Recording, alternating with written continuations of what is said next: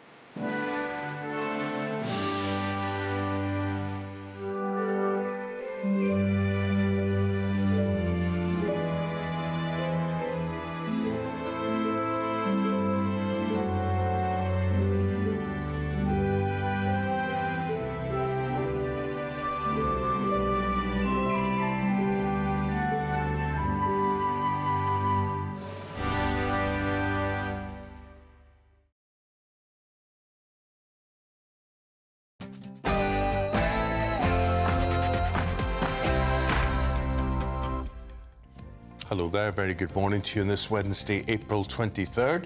And if you're English, happy St George's Day. It's the feast day of England's patron saint. He's honoured in Christian churches across the world. Well, the Prime Minister celebrates with a very special Downing Street reception.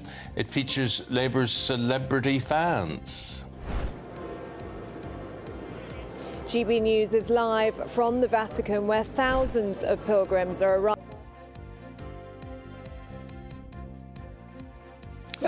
Well, it's also confirmed that Prince William will attend on behalf of the King, joining the Prime Minister Donald Trump and a slew of world leaders. In a matter of hours, the Pontiff's final journey to the Basilica at St Peter's will take place as thoughts turn to who could be the next Pope. I welcome the court's decision and ruling. I think it's very important that we've now got real clarity. Yes, that's what the Prime Minister thinks after the Supreme Court ruling that a woman is a biological female. Who'd have thought it? With PMQs returning today, well, Kemi Badenoch reignite calls for Sir Keir Starmer to apologise.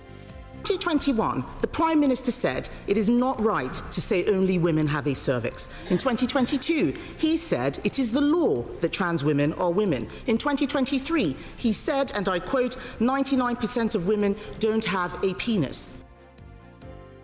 A fiscal nightmare as the International Monetary Fund downgrades Britain's growth forecast to just over 1%. The Chancellor meets with her US counterpart to try and shore up a trade deal. But is she compromising Britain's world's leading standing in agriculture? We'll be discussing just that as farmers celebrate Great British Beef Week. And from today, police officers will automatically get the sack if they fail background checks. But why is this only happening now? We'll be asking that to the Minister for Crime. Talks to end the Birmingham bin strikes resume 6 weeks after the all-out strike started. The Home Office is forced to reveal migrant crime numbers, but is the data all that it seems? Here's what Robert Jenrick had to say. If it's not going to shine a light on that, then it's going to be woefully inadequate. And in sport this morning, Manchester City moving to third for the first time since December after a last-gasp win against Aston Villa last night. Snooker's bitterest rivalry continues in the World Championships. Talking of bitter rivalries in boxing, the hype ramps up for Conor Benn versus Chris Eubank Jr. at the weekend. Well, we had some blustery wet weather pushing through overnight. A lot of that is now clearing away, but we do have a scattering of showers following in behind. I'll have the details coming up. Hello there, good morning, very good to see you. I'm Eamonn Holmes. And I'm Nana Aquia, and this is GB News Breakfast.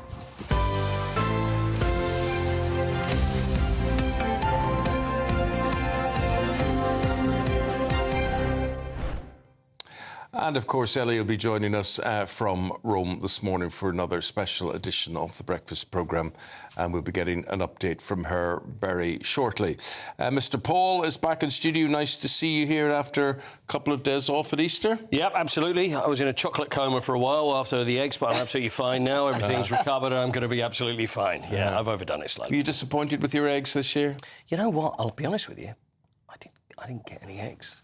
You didn't get any? No, I've gone into the kids. I've started to get my hands into the kids' eggs, but generally, no. The kids didn't buy you one? No, I haven't really thought about it, but now I'm feeling very disappointed about it. Yes, you should be. What do you mean your children should buy the eggs? Well, no, I didn't say it. It's Eamonn said, but I'm just agreeing with him. If they've truly loved him, which obviously they don't. Yeah, obviously they don't. Yes. It's proved to me that they dislike me immensely. Did you get any eggs yourself, Eamonn? Yes, I did. And I was disappointed with the thickness of some of them. Me too. Yeah. I used to remember So thin. when I was a kid, you used to break your teeth, really, eating your Easter egg. Oh, that's right. There was a bit at the top where it was really thick and you could go...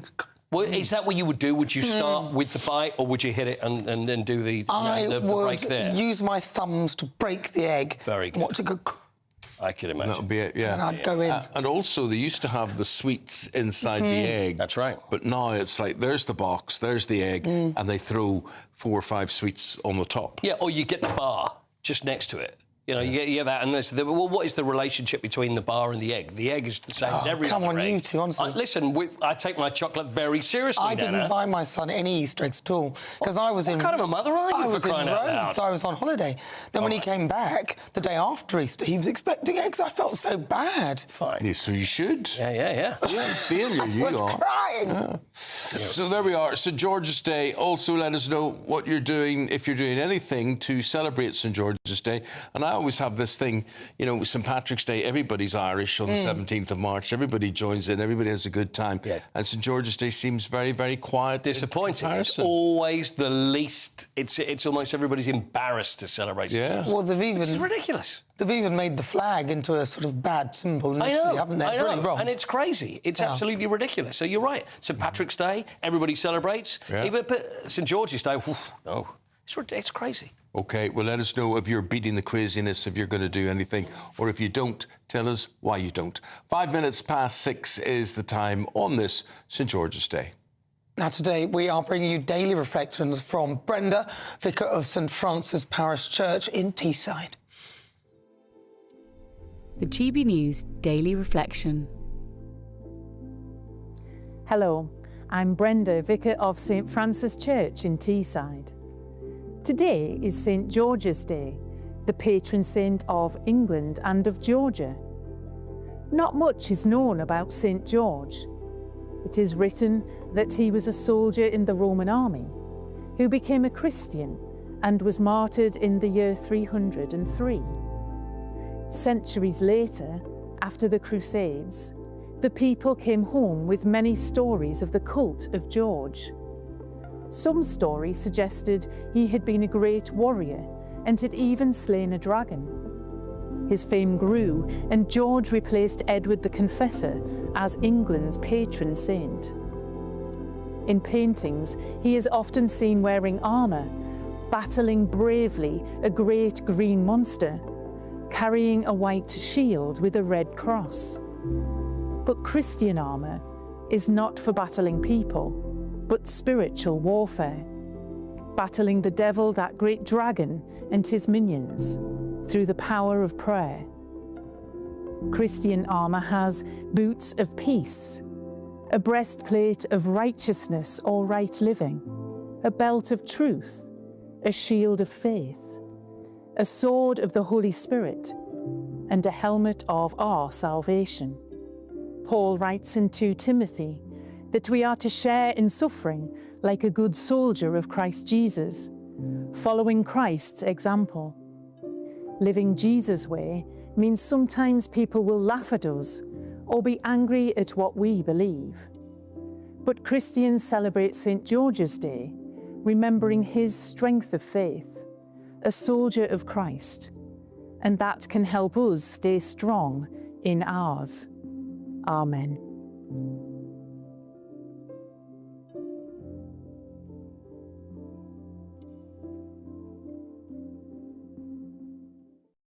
Well, there we go. It's our biggest giveaway to date. Just want to start the programme with that today, and your chance to win this motorhome. The motorhome's £67,000. There's £5,000 for petrol or whatever you want to get around in it. It's tax-free. You put it together. This is what you get. Have a go. Courtesy of Marquis Leisure, you could be driving away with this brand new Elnag Baron 560 motorhome. It comfortably sleeps 4, comes with sky roof, integrated kitchen and bathroom, and is worth over £67,000. And that's not all, as we'll also give you a further £5,000 in tax-free cash to make sure that wherever this motorhome takes you, it takes you there in style. For another chance to win the lot, text WIN to 63225. One entry costs £2.50 plus one standard network rate message, or text BONUS to 63225. 5 entries cost £5 plus one standard network rate message. Go to gbnews.com/win. Entries start at £2.50. Call 0903 686 3232. Calls cost £2.50 plus your network access charge. Or post your name and number to GB13 PO Box 8690 Derby DE1 9TT. UK only. Entrance must be 18 or over. Lines close at 4 p.m. on the 6th of June. Please check the closing time if listening or watching on demand. Good luck. I just want to bring you up to date with St George's Day. Martin Whittock is an historian on this, and he's going to tell us more. Martin, good morning to you. What do we know about St George? Good morning, and a very happy St George's Day to you and all the viewers and listeners. Well, tradition says he was a Cappadocian Greek. That means he lived in what would now be West Central Turkey, but there was no Turkey at the time. It was part of the Roman Empire. He was a Greek-speaking Christian. He was a Roman soldier, and tradition says he was martyred for his faith under the persecuting emperor, Roman Emperor, Emperor Diocletian, in what we would now describe today as Israel. Now, interestingly enough, he obviously caught people's imagination because by the 11th century, legends were beginning to emerge. One appears in the 11th century, for example, which sets the events in Libya. So we've jumped from Turkey to Israel to Libya, in which he fights a dragon. And clearly the idea is that he's overcoming evil for his faith. He becomes very popular during the Crusades in the late 11th and 12th century, has a day dedicated to him in England in 1222, very popular with soldier kings, Edward III in the 14th century, Henry V in the 15th century, and becomes bigger than the previous sort of, proto-patron saint, Edward the Confessor. Very, very popular. On St George's Day, people go out on ridings, on celebrations, dressed up as St George. He really takes a nosedive at the Reformation. In 1547 to 48, under Edward VI, Protestant Reformation, St George's Day is banned, picks up a bit under Elizabeth, becomes much more popular in the 19th century, seems to fizzle out after 1945, and a bit of a revival happening now. So that's a very quick tour of the history of St George and his day. Very, very good it was too. And is it true he may not even have set foot in England? Yeah, spoiler alert, rather like St Andrew in Scotland, so I hope the Scots are sitting down now, he didn't come to this country. Now, of course, St David was in Wales, St Patrick was in Ireland, but St George never came to this country. He was a popular soldier saint, so he was picked up, as I say, particularly by warriors who wanted him to represent them. He's very popular, though. He's a patron saint in Georgia, in the Caucasus. He's a patron saint of the city of Moscow, Russia very much in the news at the moment. Patron saint in Bosnia-Herzegovina and elsewhere as well, because clearly this idea of a person that died for his faith represented as a knight that fights a dragon, so the dragon is kind of representative of evil, caught a lot of people's imagination. And so the red cross on the white background, which is something that many of us will know, and I'll be wearing my pin a bit later on today to remind people it's St George's Day, is found not just in England, but in a number of other countries as well. Listen, I'm glad that somebody's fully explained that story. So why have we... Okay, I get it that he was a knight, he was a real good fighter and everything, but why do we connect with him for this country? Surely we could have at least picked somebody who was English. Yeah, well, that's a very good question, actually, and a very good point. I've often felt that we should have chosen St Alban, who was the first Christian martyr, who's recorded today in the name of the place, St Albans. He was genuine, absolute genuine, killed under the Romans. But in the Crusades, this idea of sort of martial Christianity, muscular Christianity, became very, very popular. And George already was a warrior saint, and so he was picked up there. But I agree with you. The Welsh have a Welsh person. The Irish have someone that actually was operating in Ireland. The Scots, perhaps a bit in response to the fact the English were putting them under pressure. They went for Andrew, one of the followers of Jesus. But it is interesting, isn't it, that our patron saint is not actually an English person. And I guess to some extent that has sometimes affected his PR, if you see what I mean. It hasn't always strengthened his PR reputation because he actually wasn't in this country at all. But the idea of dying for your faith, courage, standing up for what's true, that appealed to people. And a warrior saint particularly appealed to warrior kings after the Crusades. But a rather mixed saint. You're absolutely right to point that out. Yeah, just one thing I just want to finish on, Matt, is you said after the Second World War he faded off in terms of popularity. And I was just trying to get to the bottom why the Scots are very good at celebrating St Andrew, the Welsh with St David and the Irish with St Patrick. I mean, I would say we take the crown there. I think we celebrate the National Day more than anyone else. Why has St George not taken off to the degree he should have in England? Well, I think partly after the horrors of the Second World War, soldier saints kind of, they weren't quite the mood music of the moment, if you see what I mean. They're kind of, they fit the zeitgeist of the post-war world. And I think that didn't help, this idea of him being a warrior. I think a lot of people thought, well, we've had enough of war, let's think about other things. So I think that didn't help him, to be fair to him. He did still die for his faith, but that didn't help.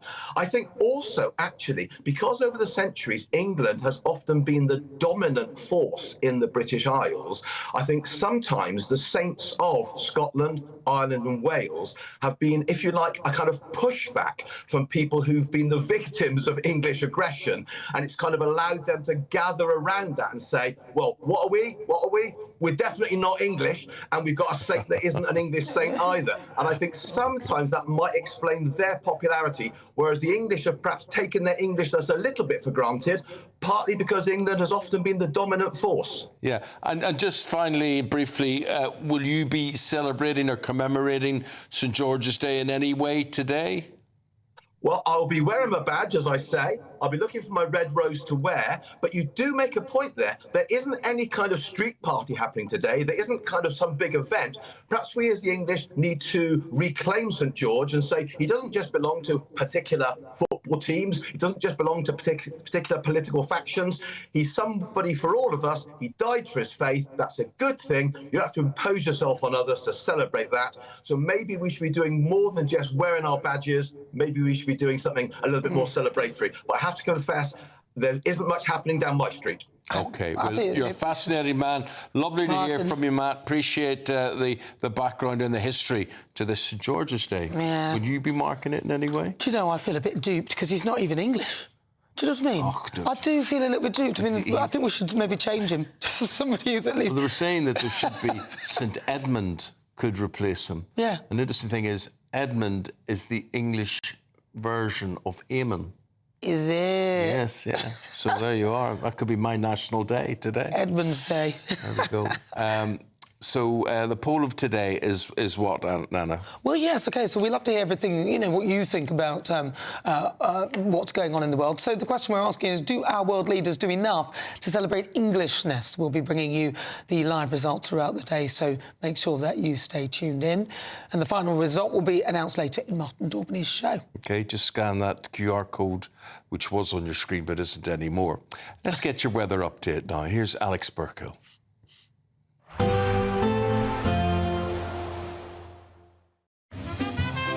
Heavy showers first thing will be followed by a warm, cosy day. Boxed boilers, sponsors of weather on GB News. Good morning, here's your GB News weather forecast coming to you from the Met Office. It was a bit of a wet start for some of us this morning, some heavy rain around, even a bit of spray on the roads. But a lot of that rain is now clearing away to the east. East Anglia clinging on to a bit of wet weather for a little while yet. But behind that heavy persistent rain, we do have a few showers around across parts of Scotland, maybe northern England. Some of them could be on the heavy side, but some decent bright or sunny spells here mixed in between the showers. Elsewhere, perhaps a bit more cloud around and the showers not looking as heavy. Temperatures around average for the time of year. If you get any sunshine, feeling pleasantly warm, but under the cloud, markedly fresher. Then as we head through this evening, well, not a huge amount changes. We're still going to have quite a few showers across parts of Scotland. Not everywhere will see the showers. By their very nature, they're going to be hit and miss. So you may catch one. It could be a bit of a downpour, or you may stay completely dry. But nonetheless, there will be a few showers across parts of Scotland, even a few showers across parts of Northern Ireland, and some perhaps across parts of England and Wales. But here, I'm not expecting them to be as heavy as we go through this evening, and we should start to see most of the showers dying out overnight. We have a bit of a ridge of high pressure building, so that's going to quieten things down. There will be some cloud towards eastern parts and perhaps a few spots of rain, but for many it's going to be largely dry, clearer skies towards the west, and with that ridge quietening things down, we are going to see our temperatures taking a bit of a dip, a bit of a fresh, chilly night for some of us. I'm not expecting a frost, but it could just be a bit cool first thing tomorrow. Then otherwise, as we go through tomorrow, a mostly fine day. There will still be a few bits of rain towards the far east, and there's some wet weather pushing in from the west later on across Northern Ireland, but for most it's going to stay mostly fine. The best chance of sunshine though will be across western parts of Scotland and perhaps into Wales and southwest England maybe too. Temperatures similar today, so we're looking at mid to possibly high teens in some places. See you later. There will be a light breeze in the morning, leading to a warm front. Boxed heat pumps, sponsors of weather on GB News. It's Patrick Christie's Tonight, and here we do things differently. It's explaining the absolute madness of this, doesn't it? It's explosive. I mean, this is very good. It's lively. 850. Your government sat there, Sean, and it did nothing. It's controversial. And the Middle East has been in turmoil since before I was born. It's everything you need to kickstart your evening. Everyone's had their Weetabix tonight. I love to see it. That's Patrick Christie's Tonight, weeknights from 9 p.m. Only on GB News, the People's Channel, Britain's news channel. The royal family is an enduring symbol of tradition, unity and pride for Britain. At GB News, we celebrate what makes this country great. In our new royal newsletter series, you can join me, Cameron Walker, for Inside the Palace, an exclusive look every week that takes you beyond the gates and brings you the very latest from those at the heart of the monarchy. Never miss a royal moment again. Sign up now. Go to gbnews.com/royal newsletter and get the latest straight to your inbox. This is Britain's Newsroom, where your voice matters. It's just astonishing. With expert analysis and honest opinion, we don't just keep you informed. We bring you unique perspectives you won't see anywhere else. Can't argue with any of that. When the news happens, it happens here. On Britain's Newsroom, weekdays from 9:30 a.m. Only on GB News. Good Afternoon Britain isn't just about us. The wonderful thing about this programme is it's about everyone watching. It's an interactive programme. Well, there absolutely is something to see here, and we're going to be talking about it more. Whether it's breaking royal news, please bring us up to date, or indeed a particularly punchy speech in the House of Commons. Very, very curious. We bring it to you live, and then we bring you live reaction as well. That's Good Afternoon Britain, weekdays from midday. Only on GB News, the People's Channel, Britain's news channel. If you want your news to be straight talking... This is a nightmare for the Conservatives again. Down to earth. It's not just Nottingham where this is happening, is it? And most importantly, honest. Hard-working, middle-class taxpayers, they'll get their book thrown at them. Then catch me, Martin Daubney, Monday to Friday, 3 till 6 p.m. on GB News, Britain's news channel. In the GB Newsroom, we bring you the news as it happens. With our team of dedicated journalists across the UK, we're ready to keep you up to date with what's happening every half an hour, every single day. Bulletins here on GB News, the People's Channel, Britain's news channel. Hi, I'm Michelle Dewberry, and my show is your opportunity to cut through all the noise and dive in headfirst to some robust debates. Ideas clash. Situation, isn't it? Because the failure is... You're deliberately avoiding my point. Nothing's held back. And if you think this is the end of it, wait for more. And we do not shy away from the difficult stuff. Sometimes I want to shake people and say, if only you understood. So join me on Jubes & Co. weeknights at 6 p.m, only on GB News, Britain's news channel.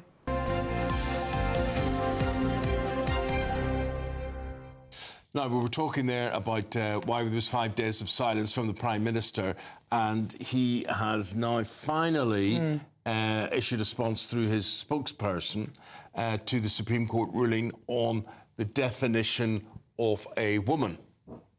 Welcome the court's decision and ruling. I think it's very important that we've now got real clarity, which is going to be really helpful, I think, for everybody going forward, particularly those that have to deal with putting in place guidance.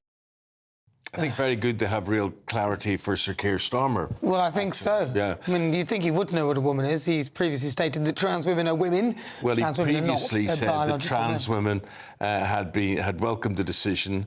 This is a big major U-turn. Well, let's get some more with our political commentator, Andy Williams, because I can't wait to hear how he defends the indefensible. So, Andy, I'll ask you first of all, does a woman have a penis? No. You're presuming my position before I give it to you, Nana. No, I didn't presume. I asked you a question. I have no presumption. You said you're looking forward to me defending the indefensible. No, I mean, look, the PM has no alternative but to back this Supreme Court ruling. That's the right thing to do. Why do you take 5 days to do it? Well, I don't know. That's a very good question. He should have come out straight away with a statement and said, I welcome this ruling. Now, at the end of the day, the Supreme Court is the highest court in the land, and once they make a judgment, that is it. We have seen people sort of question, challenge and trash the reputation of the Supreme Court before in respect of Brexit, and now some people are trying to do it again on one side of the trans debate. I think he just has to be very clear, this is the judgment, and draw a line on it. I don't think he can get out of it that quickly, my friend. He spent 2 years saying that a woman has a penis. He then went on to say that 99% of the women don't, which means 1%, which would be 1 in 1,000, do.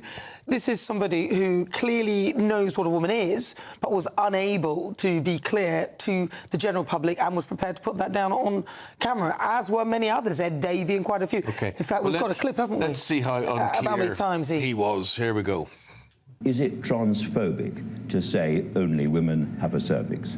Well, it is something that shouldn't be said. A woman can have a penis. Nick, I'm not. I don't think we can conduct this debate with, you know. Sorry, have I offended you in some way? No. It's just no. I just. Well, the problem is politicians have been tying themselves up in knots over this for years. And actually, I think purely from a political standpoint, this judgment really, really helps because you can just say, that's the ruling and we all have to move on now. Yeah, but how stupid do they look? Most of the general public, I would say, most of us know that a woman doesn't have a penis. Most people know that a trans woman is not a woman, is just a different kind of man. And biologically, even biology tells you that. People have lost jobs, livelihoods for protecting the biological status of women. So I agree with all of that, but we also know that the vast, vast, vast majority of people just are not engaged in this as an issue or a debate. That's not true. Well, it is true. If you look at... I think it's true. I think it's true. I don't meet anybody ever in the street who says, you know, Eamonn, I've been thinking about this man-woman issue. No one. You guys, exactly you're men. You're men. That's exactly my point, Eamonn, is that nobody in the vast majority of cases, nobody in the real world. No, that's not true. Men, you two, who are men, who won't have to deal with it, think that. But as a woman, we don't, because we know that means men can come into women's changing places if they say that they're a woman. Men can come into women's toilets if they say they're women. You can have ridiculous things like, I think it was Virgin Active who, that's why Michelle Dewberry cancelled her membership, because they weren't prepared to be definite about women's spaces. So as women, who are actually the larger majority of the population, more than men, so we deal with it all the time. Made to think about it through gyms and things, not recognised in a certain way. No, I think about it a lot. We don't like it. It's dangerous. You might. I'm a woman. No, I'm a woman. And if you ask other women, I think you'll hear the same thing. Well, so let's look at polling evidence, right? So King's College London and Ipsos conducted a study. They said, what proportion of people would consider this to be a significant issue come a general election? Less than 1%. I think that you'll find that, well, I don't know when they took that, I don't know who was on that poll. There's not enough detail with that. But if I ask any of the women that I know, they will say it's very important that because women, the majority of attacks on women happen by men. Not necessarily trans people, that's not the point. Well, the bottom line is trans women are not women. That is the talking point this morning. Do you care? Do you talk about, does it affect you, this definition of what constitutes a woman, and where do you think Starmer stands on all of this, and has he disgraced himself on this? Embarrassed himself. Embarrassed himself. It's more stupidity than anything. I just can't find it ridiculous. let us know. And Alex will be back. You'll be back just before 7 o'clock or after 7 o'clock, and we're talking more about that as well. Thank you very much, Andy. Right, mourners can view the body of Pope Francis in St. Peter's Basilica from later this morning. Tens of thousands of people are making their way to the Vatican to pay their respects. It was interesting to see yesterday how many people had travelled to Ireland just to be there for the funeral. And it is confirmed that the Prime Minister and Prince William will be attending the funeral. Well, Ellie is there for us now. Ellie, tell us how the day is unfolding. Well, good morning to you, Eamonn and Nana. And there was a second night of prayers here at St. Peter's Basilica in Rome. And as we've just walked in to set up our position, we've seen lilies that have been laid on St. Peter's Square, and also makeshift shrines being set up around this square from pilgrims who want to pay their respects. But today, they will actually be able to see the body of the late Pope Francis as he lies in state. His body is going to be moved in about 90 minutes' time from the Santa Marta apartments. That was his papal home where he decided to live. He rejected the papal palaces, decided to live a much simpler life in a set of apartments instead. So his body, which has been lying there for the past 24 hours or so, which has had a private audience from Italian dignitaries last night, will be moved and processed through the streets of Rome this morning and brought here behind me to one of the holiest buildings in the Catholic Church, St. Peter's Basilica. And there his coffin, his very simple wooden coffin that he personally chose over a year ago, will be laid in front of the altar at St. Peter's Basilica. Now, something that you might not know is that an Irish-born American cardinal called Kevin Farrell is currently the acting head of the Catholic Church. He is the interim Pope, if you like, whilst we are in this vacant seat period before the next Pope is chosen. And he's going to be presiding over the liturgy of the word. He is going to be giving a sermon today. He's going to be giving prayers over the body of the late Pope Francis. And the two men were very close indeed, so that will be a very emotional moment for him. And you might be able to make out the sign over my shoulder here, which has been put up outside St. Peter's Basilica, and it says you are welcome to enter the Basilica from 11 a.m. So after the body is moved in to St. Peter's Basilica, tourists will be able to queue up to file past the coffin of the late Holy Father and to say their final goodbyes. Thanks. Thank you very much indeed, Ellie.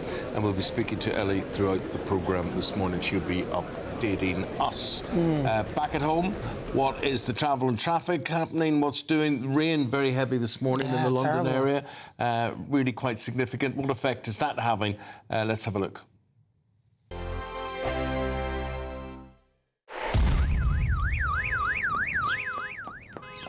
Crash Law 24 sponsors GB News Traffic and Travel Report. Good morning. This is the latest AI travel news from gbnews.com. The A9 is experiencing restrictions in both directions at Crewburnmoor due to ongoing planned maintenance. Motorists should proceed with caution. The M4 westbound is closed between junction 35 Pencode and junction 37 Pyle due to resurfacing work with diversions in place. In Cambridgeshire, all lanes of the A14 eastbound between junction 33 Cambridge and junction 35 Stoke-cum-Quire closed following a collision. Expect normal traffic conditions to resume around 11:15 this morning. Stay up to date at gbnews.com for more travel news. Crash Law 24 sponsors GB News Traffic and Travel Report.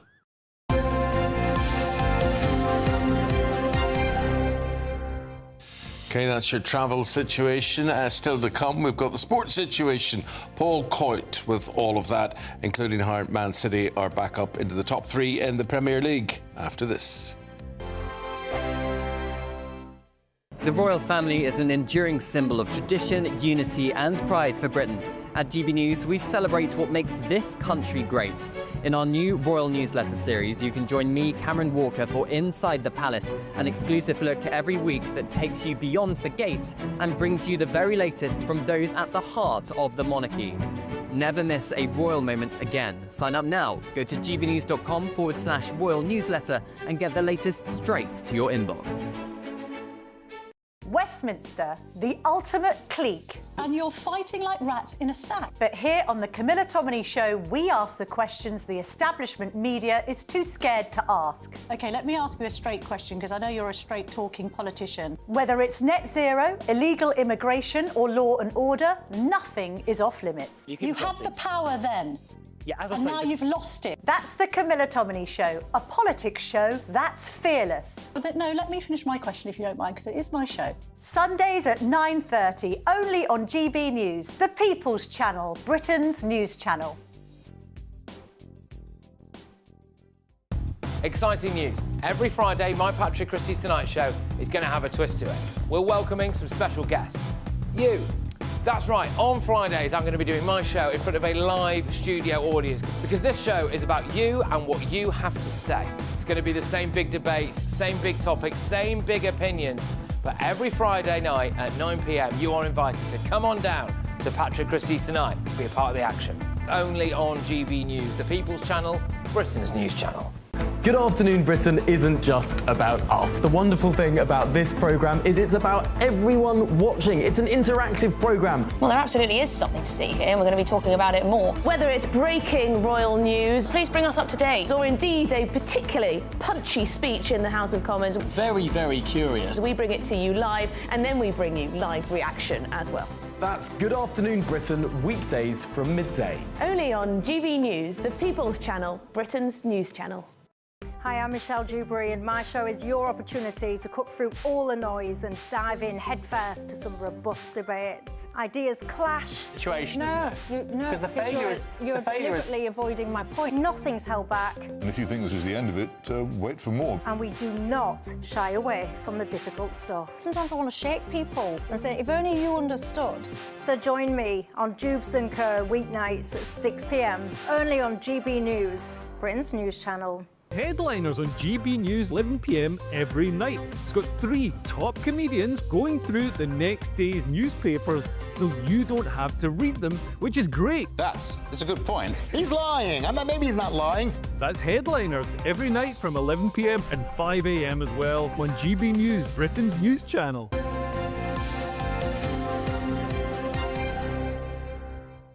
Well, great match in the Premier League last night, and you've got to fancy Aston Villa for so many things, but not last night against City. You know what? Man City could be on the turn. Things could be looking better for them. It's a little bit late, but they beat Aston Villa 2-1, and they scored very late as well. So it's all about the race for the top 5, because it's the top 5 that are going to get Champions League. Obviously, Spurs and Manchester United, we're nowhere near. Absolutely nowhere near. But Mateus Nunes, who scored the winner, Unai Emery had his head in hands, but they could well be in the cup final together, because we've got the semi-finals coming up at the weekend, which is Palace against Villa, and Nottingham Forest against Manchester City. So that's how we're looking tonight. Championship, I've got to say, though, the Championship has been very exciting. And I've got to admit, we don't probably pay enough attention to it, but 3 managers were sacked over the last couple of days. You got Norwich's Johannes Thorpe has gone, and Jack Wilshere, you remember Jack Wilshere has taken over. In the meantime, Cardiff Omarisa was sacked, and West Bromwich Albion's Tony Mowbray has also gone as well, because this is where we're really getting to the business end. So it's whether clubs are actually going to get into the playoffs or if they're not, and that's when, or if they're going down. Leeds and Burnley already up. Leeds and Burnley are there. Now, Scott Parker, who, by the way, He's a lovely fella, and I've known Scott Parker for quite some time. Burnley manager has taken them back up again, and this, I think this proves, now this is him, you often get these speeches, don't you, in the dressing room afterwards where they speak to the players, they get a little emotional, give their speech to everybody. Have a look at this. So this is Scott Parker in the dressing room at Burnley after they were promoted, and you hear the crowd in the background as well. I probably get a little bit emotional, lads, because I've been on this journey many a time, boys, and I think I've said it to you either. And I've been around a better group. The commitment you give us, I know what the journey looks like, so I'm sorry I'm a little bit emotional. I'm absolutely delighted, lads. I'm buzzing. I've got a beer here. I'm absolutely buzzing. But you know what? He's a good fella, and I'm really pleased for Burnley. I had a nice chat with him at Heathrow Airport once. Did you? Yeah, I was going into Heathrow Airport, and he was there with his wife and kids. He was coming in as well. We were both carrying cases in, and we started talking. We'd never met before, or whatever, but we knew who you to him, him to you, just met in the middle. Yeah. You know what? And it's funny you should say that about the kids, because there's one thing that I remember about Scott Parker, and this is when he was playing. Yeah. And I was doing an interview with him, and I remember it was Halloween, and I said to him, so what happens now? Do you have to warm down? Do you have your energy drinks and all this? And he said, well, to be honest with you, I've got to go trick-or-treating with the kids straight afterwards. And there's so many footballers that would never dream of doing and he would then get dressed up house to house, very down-to-earth, fantastic footballer and a successful manager as well. So I'm really pleased for him. Good, well done, Scott. Have you seen any of the snooker, by the way? Have you watched any snooker? Yeah, I have, yeah. I was watching it yesterday. Ronnie O'Sullivan against Ali Carter. Now, snooker maybe is not in where it was 40 years ago, but you've got Ronnie O'Sullivan and Ali Carter, and this makes it interesting because there's when I last saw fierce rivalry between the two of them. 5-4 up. Yeah, that's where we are now. So Ronnie hasn't played in 3 months. He's talked about... Ronnie broke his cue. He snapped his cue in half in January. Yeah, and then said... And he's got a new cue, and he's using a new tip to it, and he's basically saying that, there's stage fright, and we know the problems he's had over the years. But Ali Carter, this rivalry, they were great. There they are together. They were great friends. Then they fell out. There was a shoulder bump that recently, when they walked past each other, and there was like a little bump into each other. They both said stuff about each other. Then yesterday there was a friendly handshake. So whether the ice has melted or not, I don't know. But they've played 20 times. Ronnie's won 19. So there's a good chance that. Yes. I think we know where the money's going to be. Stick with the stats. Yeah, okay. Listen, I've got one more for you. Do you remember we spoke about? I don't know. Have we got the eggs? Hopefully we've got this, or the Norwegian man of the match. There was a situation, and I spoke about there was a club in Norway called Bryn, and it was the home of Erling Haaland, and the man of the match got eggs. Do you remember that? Yeah, and it's I do. because they have farm produce. Yeah. There's been another one. Oh? There's been another piece of farm produce which has been given to the man of the match. Which is? It's livestock. Have a look at this. The man of the match. A little lamb. There he is. Alex Krieger has been given a lamb for his man of the match What would you then award. do with that lamb? What would you do with... Careful. What would you do with a lamb? Kill it. Beak, you would... I love lamb. No. I love lambs, it's or the you love lamb? nicest meat ever. But you wouldn't... I'd keep it in the back garden. I wouldn't. You can't keep it on its own.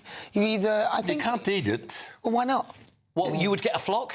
Would you have a flock in the garden? No, but, I mean, look, what's he going to do with the lamb? I think you get the flock out of there, actually. I think that's probably what you do. But there is the... you eat lamb. Lamb is delicious. Well, maybe suggest just what he should do with that lamb, and we'll pass that Next on. man of the match, by the way, is a cow. So whether anybody's going to win Thank you very much indeed, Paul. We're back with the papers. We've got Claire Muldoon, Norman Baker with those after the European sunshine.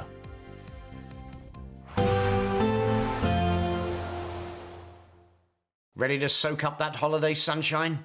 Won't we need some cover? No worries. All sorted. All Clear Travel Insurance sponsors GB News Travel Destinations Forecast. It's quite a mixed picture across southern Europe as we go through the next couple of days. Western parts mostly dry, but in the east we have some heavy, thundery rain. There's the risk of frequent lightning, some large hail, gusty winds, and rainfall totals of around 50 to 75 millimetres in just a few hours could cause some flooding. Like I said, though, further west, a lot of dry weather, and here it is going to stay mostly fine as we go through the next couple of days. In fact, across the Canary Islands, we're going to see our temperatures rising into the high 20s. All Clear Travel Insurance sponsors GB News Travel Destinations Forecast. This is Britain's Newsroom, where your voice matters. It's just astonishing. With expert analysis and honest opinion, we don't just keep you informed. We bring you unique perspectives you won't see anywhere else. Can't argue with any of that. When the news happens, it happens here. On Britain's Newsroom, weekdays from 9:30 a.m. Only on GB News. Good afternoon, Britain. Weekdays from midday. A monumental breakthrough. Scientists have revealed that they've found strong evidence of alien life. Just 124 light years away. Which is quite far, isn't it? Astronomers from Cambridge University have detected signs of molecules that do indicate life, so we may not be alone after all. Well, joining us now to explain what on earth this exciting story is, the astronomer and broadcaster Mark Thompson joins us. Mark, just how important is this discovery? Well, it's incredibly important. For so many years now, we've been looking for some signs that we're not alone in the universe. The universe is a massive place. It's often been said that there's more stars in the universe than there are grains of sand on Earth. So, it's a big place. And to think that we're the only intelligent species in the entire cosmos is difficult to understand. And the discovery that's just been announced is that there's something called dimethyl sulfide, which is an element made of hydrogen, carbon and sulfur, which at the moment we think the only possible way that could be there is through some form of primitive living organisms. So this is because it's a very complicated gas to sort of combine together. There's no way there could be some sort of volcano churning this stuff out. It has to be some sort of biological life form as the most likely explanation. Yeah, absolutely. There are other elements, but this particular element, dimethyl sulfide, at the moment, the only process we know of that can produce it is life. Now, of course, we're still in early stages of this discovery, and we still need to do a lot of work to see if there's any other processes we can identify that can produce it. But for now, the only thing we know of is life, and so the only explanation, therefore, is that it's life. But it is still early days. GB News, the People's Channel. We're proud to be GB News, the People's Channel, and as you know, we always love to hear your views. Now, there's a new way of getting in touch with us at gbnews.com/yoursay. By commenting, you can be part of a live conversation and join our GB News community. You can even talk to me, Bev Turner, or any of the members of the GB News family. Join me, Nana Akweer, for an informative, interactive news programme with a difference. It's fun. No, he didn't say that, though. I'm so surprised. I think there's an element of truth to that. Join me from 3 p.m. every weekend, only on GB News, Britain's news channel.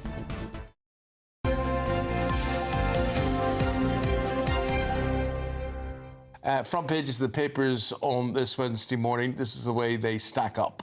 Right, front cover of the Mirror, in the arms of God. The Mirror leads on the Pope lying in state from today as millions around the world mourn.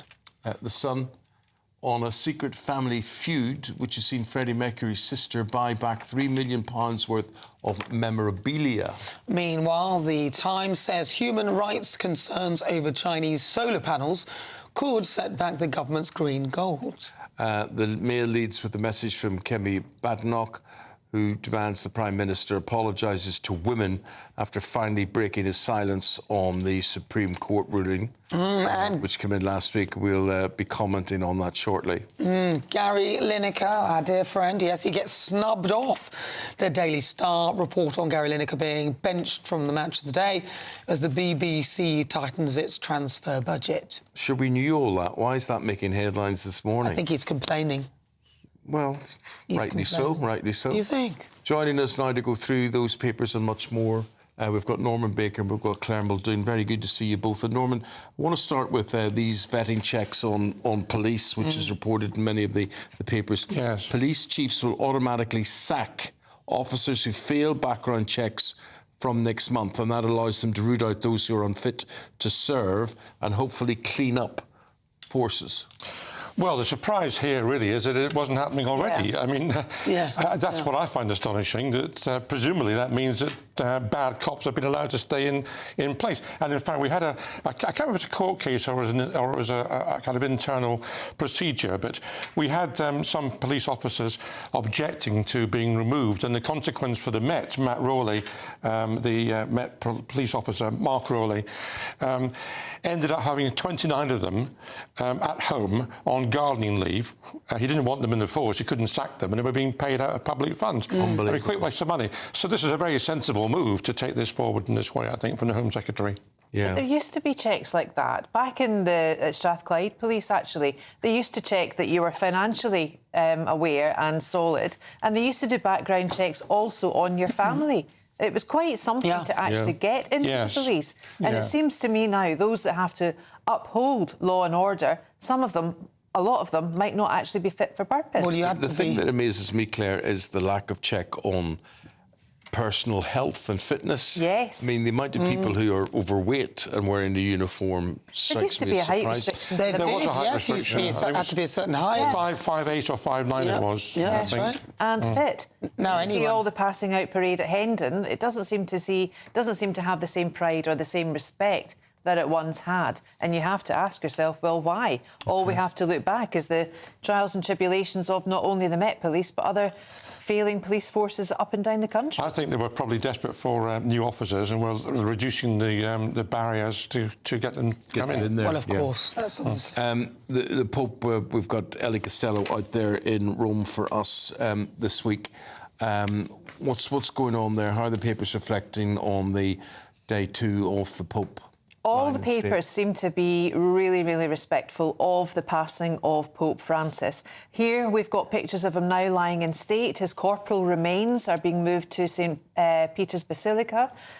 His funeral, we've been heard by the Carmelengo Father Cardinal Kevin Farrell, who is the interim Pope. He won't make any encyclicals. He won't be writing any letters. He is there more or less to be the bridge between the Pope being elected in the conclave and this Pope passing. But I want to draw our viewers to the fact that there's a lot of tradition and symbolism in the Catholic Church. And when we see the Pope lying in his very humble coffin, we see him wearing his red chasuble, which is the red overgarment normally seen by priests when they celebrate our Mass.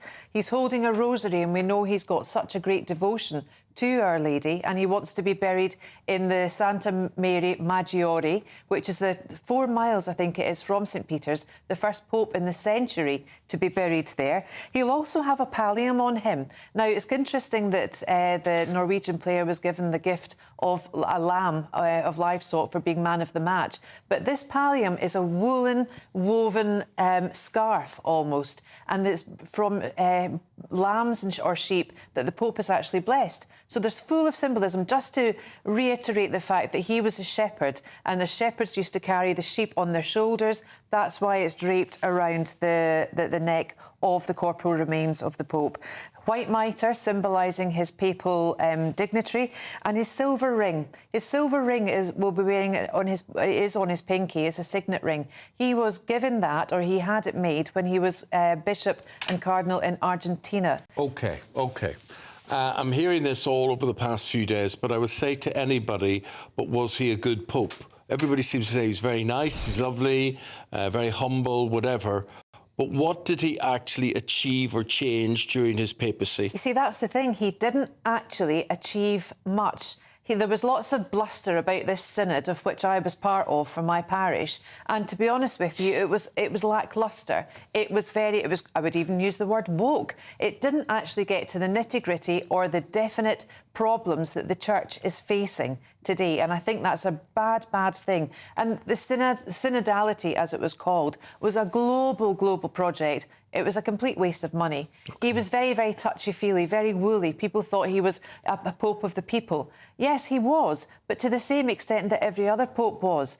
But he didn't actually achieve anything other than getting out the Novo Ortrum, the traditional Latin Mass. He didn't want that said in parishes, which is a shame, because that can bring a lot of people to the faith. Well, but do any of them do that much? I don't think so. I think it's all a bit of a cartel. It's a bit of a... Well, I think it's difficult for any one pope, actually, to change what's like an oil tanker, which is so well established over centuries, to try and turn things round. I mean, I personally thought he was... I'm not a Catholic, but I actually found him welcoming in the sense that he clearly had compassion. He clearly cared, or he said he did, for poor people.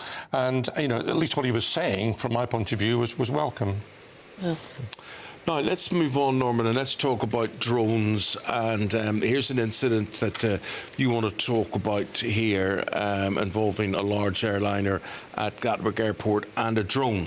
Yes, well, I mean, this actually happened near my part of the world over Bexhill, with the plane coming in, I think, or leaving, either way, but I mean, not very far away from Bexhill. And this drone was 10 metres from hitting this Gatwick plane. Well, I mean, if that drone had hit the plane, that would have been the end of the plane, because it's a big thing. You know, we already know what happens with a bird strike, and drones are much more powerful in the sense than birds are. And what worries me is the fact that we've now got almost an epidemic of drones. People buying drones, sending them up in the sky, not thinking about this properly, not necessarily knowing how to control them. You've got the situation now where the army has now got the capacity, and has introduced the capacity through high-frequency ray guns to shoot down drones. But I mean, they can't be everywhere. Do they know who owned the drone? It doesn't say in the paper who owns the drone, but I imagine it's a member of the public. It was down at Bexhill. So this is, to me, this is quite worrying, and I think, well, this is an accident waiting to happen with a drone hitting a plane. Yeah, I've just come from Rhodes on a plane. A lot of tolerance for these drones, and maybe there shouldn't be the same amount of tolerance towards them. Guys, thanks very much indeed. The guys are going to be back in about 40 minutes' time with more stories from the papers then. Right now, we're going to go out and about and have a look at a prediction of the weather situation, but we were saying in London this morning, really heavy rain. Heavy rain. You were affected by the rain this morning? I was soaked like a drowned rat on the way in. Well, you had the right jacket for it anyway. No, I didn't have this on when I was walking in the rain. Good morning, Alex Burkle. Tell us more.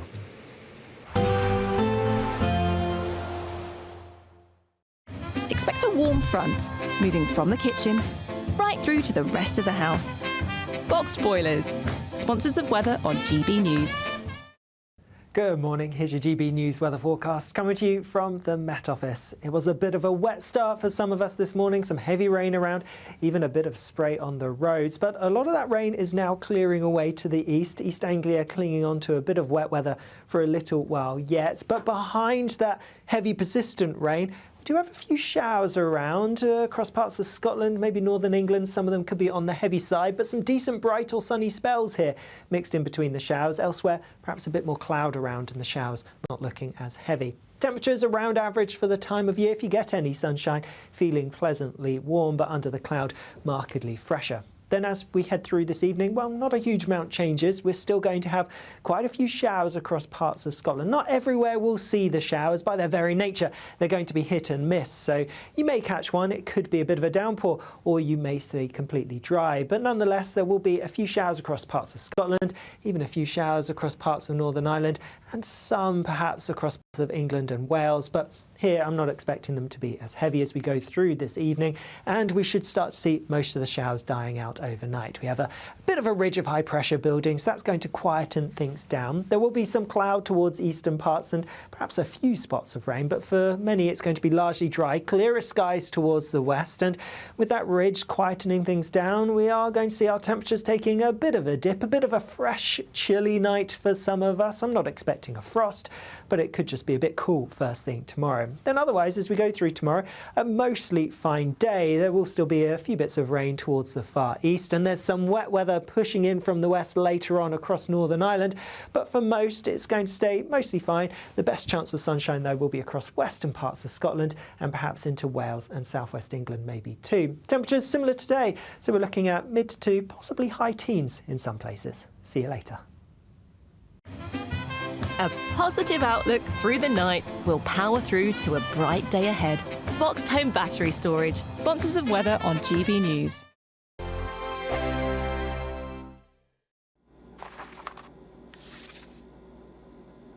Crash Law 24 sponsors GB News Traffic and Travel Report. Good morning. This is the latest AI travel news from gbnews.com. The A9 at Crewbenmoor remains restricted in both directions due to continuous planned maintenance, so motorists are advised to exercise caution. On the M4 westbound, a road closure is in effect between junction 35 Pencoed and junction 37 Pyle due to resurfacing work, with diversions in place. In Nottinghamshire, the M1 southbound entry slip at junction 26 is closed because of animals on the road. Buckinghamshire's M40 northbound between junction 2 and junction 4 is affected by a road traffic collision, leading to one-lane closure. For more travel news, go to gbnews.com. Crash Law 24 sponsors GB News Traffic and Travel Report. Courtesy of Marquis Leisure, you could be driving away with this brand new Elnag Baron 560 motorhome. It comfortably sleeps 4, comes with sky roof, integrated kitchen and bathroom, and is worth over £67,000. And that's not all, as we'll also give you a further £5,000 in tax-free cash to make sure that wherever this motorhome takes you, it takes you there in style. For another chance to win the lot, text WIN to 63225. One entry costs £2.50 plus one standard network rate message, or text BONUS to 63225. 5 entries cost £5 plus one standard network rate message. Go to gbnews.com/win. Entries start at £2.50. Call 0903 686 3232. Calls cost £2.50 plus your network access charge, or post your name and number to GB13 PO Box 8690 Derby DE1 9TT. UK only. Entrance must be 18 or over. Lines close at 4 p.m. on the 6th of June. Please check the closing time if listening or watching on demand. Good luck.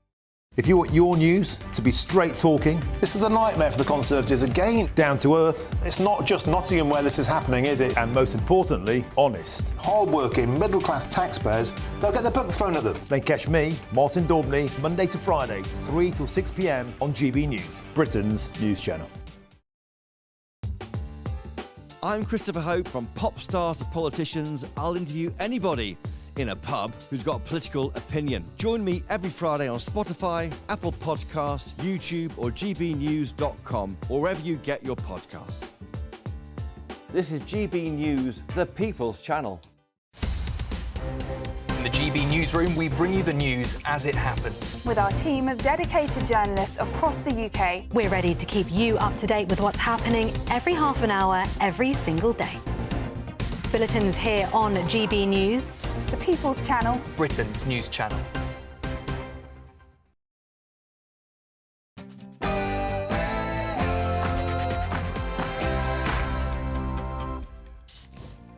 Hello there, very good morning to you on this Wednesday, 23rd of April. It is St George's Day, in case you didn't know, so thank you for tuning in. Of course, St George is the feast day of England's patron saint. He is honoured in Christian churches across the world. The Prime Minister celebrated with a very special Downing Street reception, and that featured Labour's celebrity fans. GB News is live from the Vatican, where thousands of pilgrims are arriving to pay their respects to the late Pope Francis. It's confirmed that Prince William will attend on behalf of the King at the funeral. The Prime Minister, Donald Trump, and a slew of world leaders. In just 1 hour's time, the Pontiff's final journey to St. Peter's Basilica will take place, as thoughts now turn to who the next Pope could be. I welcome the court's decision and ruling. I think it's very important that we've now got real clarity. Now, that's what the Prime Minister thinks after the Supreme Court ruling last week that a woman is a biological female. PMQ's returns today. Kemi Badenoch will reignite calls for Sir Keir to apologise. In 2021, the Prime Minister said it is not right to say only women have a cervix. In 2022, he said it is the law that trans women are women. In 2023, he said, and I quote, 99% of women don't have a penis. A fiscal nightmare as the International Monetary Fund downgrades Britain's growth forecast to just over 1%. From this morning, police officers will automatically get the sack if they fail background checks. Why is this happening only now? We'll be asking that to the Minister for Crime. The Home Office is forced to reveal migrant crime numbers, but is this the data? Is it all what it seems? Here's what Robert Jenrick had to say. If it is not going to shine a light on that, then it's going to be woefully inadequate. Some are born great, some achieve greatness. William Shakespeare wrote those words, and they certainly apply to the world's most famous bard. And there's more than one birthday in town. Prince Louis turns 7 today. Bless him, he's so cute. That's my birthday game done and dusted then. There's no point doing that. And in sport this morning, Manchester City moving to third for the first time since December after a last-gasp win against Aston Villa last night. Snooker's bitterest rivalry continues in the first round of the World Championships in Sheffield today. And in boxing, we'll talk about rivalries. The hype ramps up for Conor Benn versus Chris Eubank Jr. at the Spurs Stadium, which happens on Saturday night. Well, we had some blustery wet weather pushing through overnight. A lot of that is now clearing away, but we do have a scattering of showers following in behind. I'll have the details coming up. Well, at a time just after 7 o'clock on this Wednesday morning, a very good morning to you. Thank you for your company. I'm Eamonn Holmes. I'm Nana Acquia, and this is GB News Breakfast.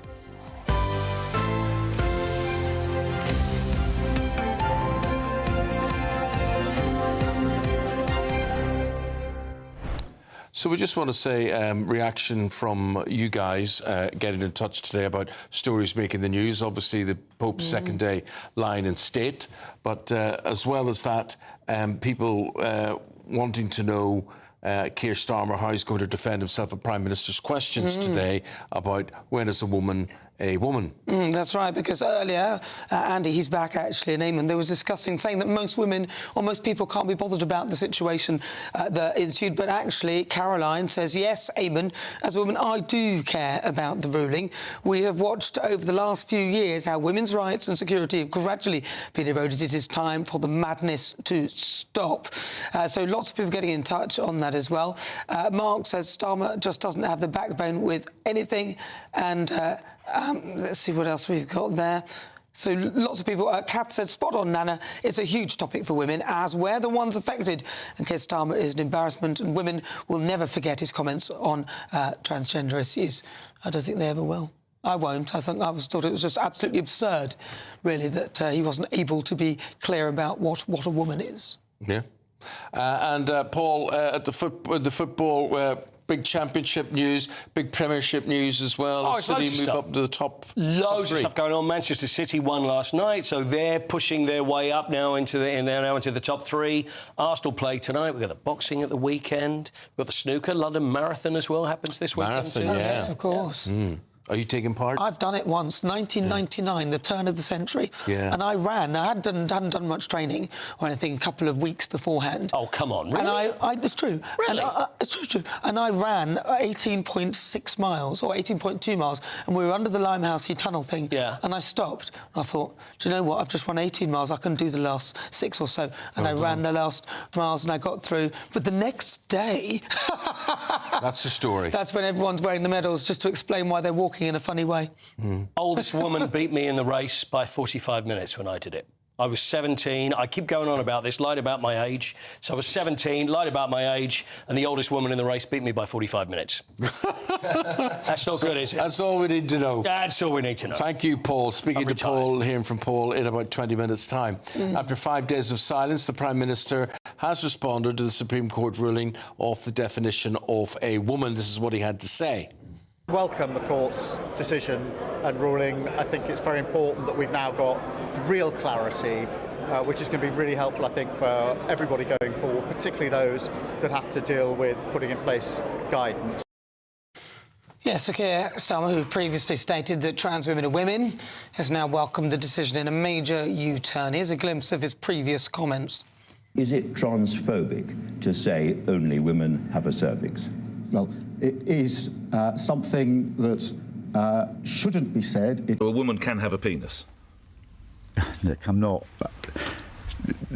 I don't think we can conduct this debate with, you know...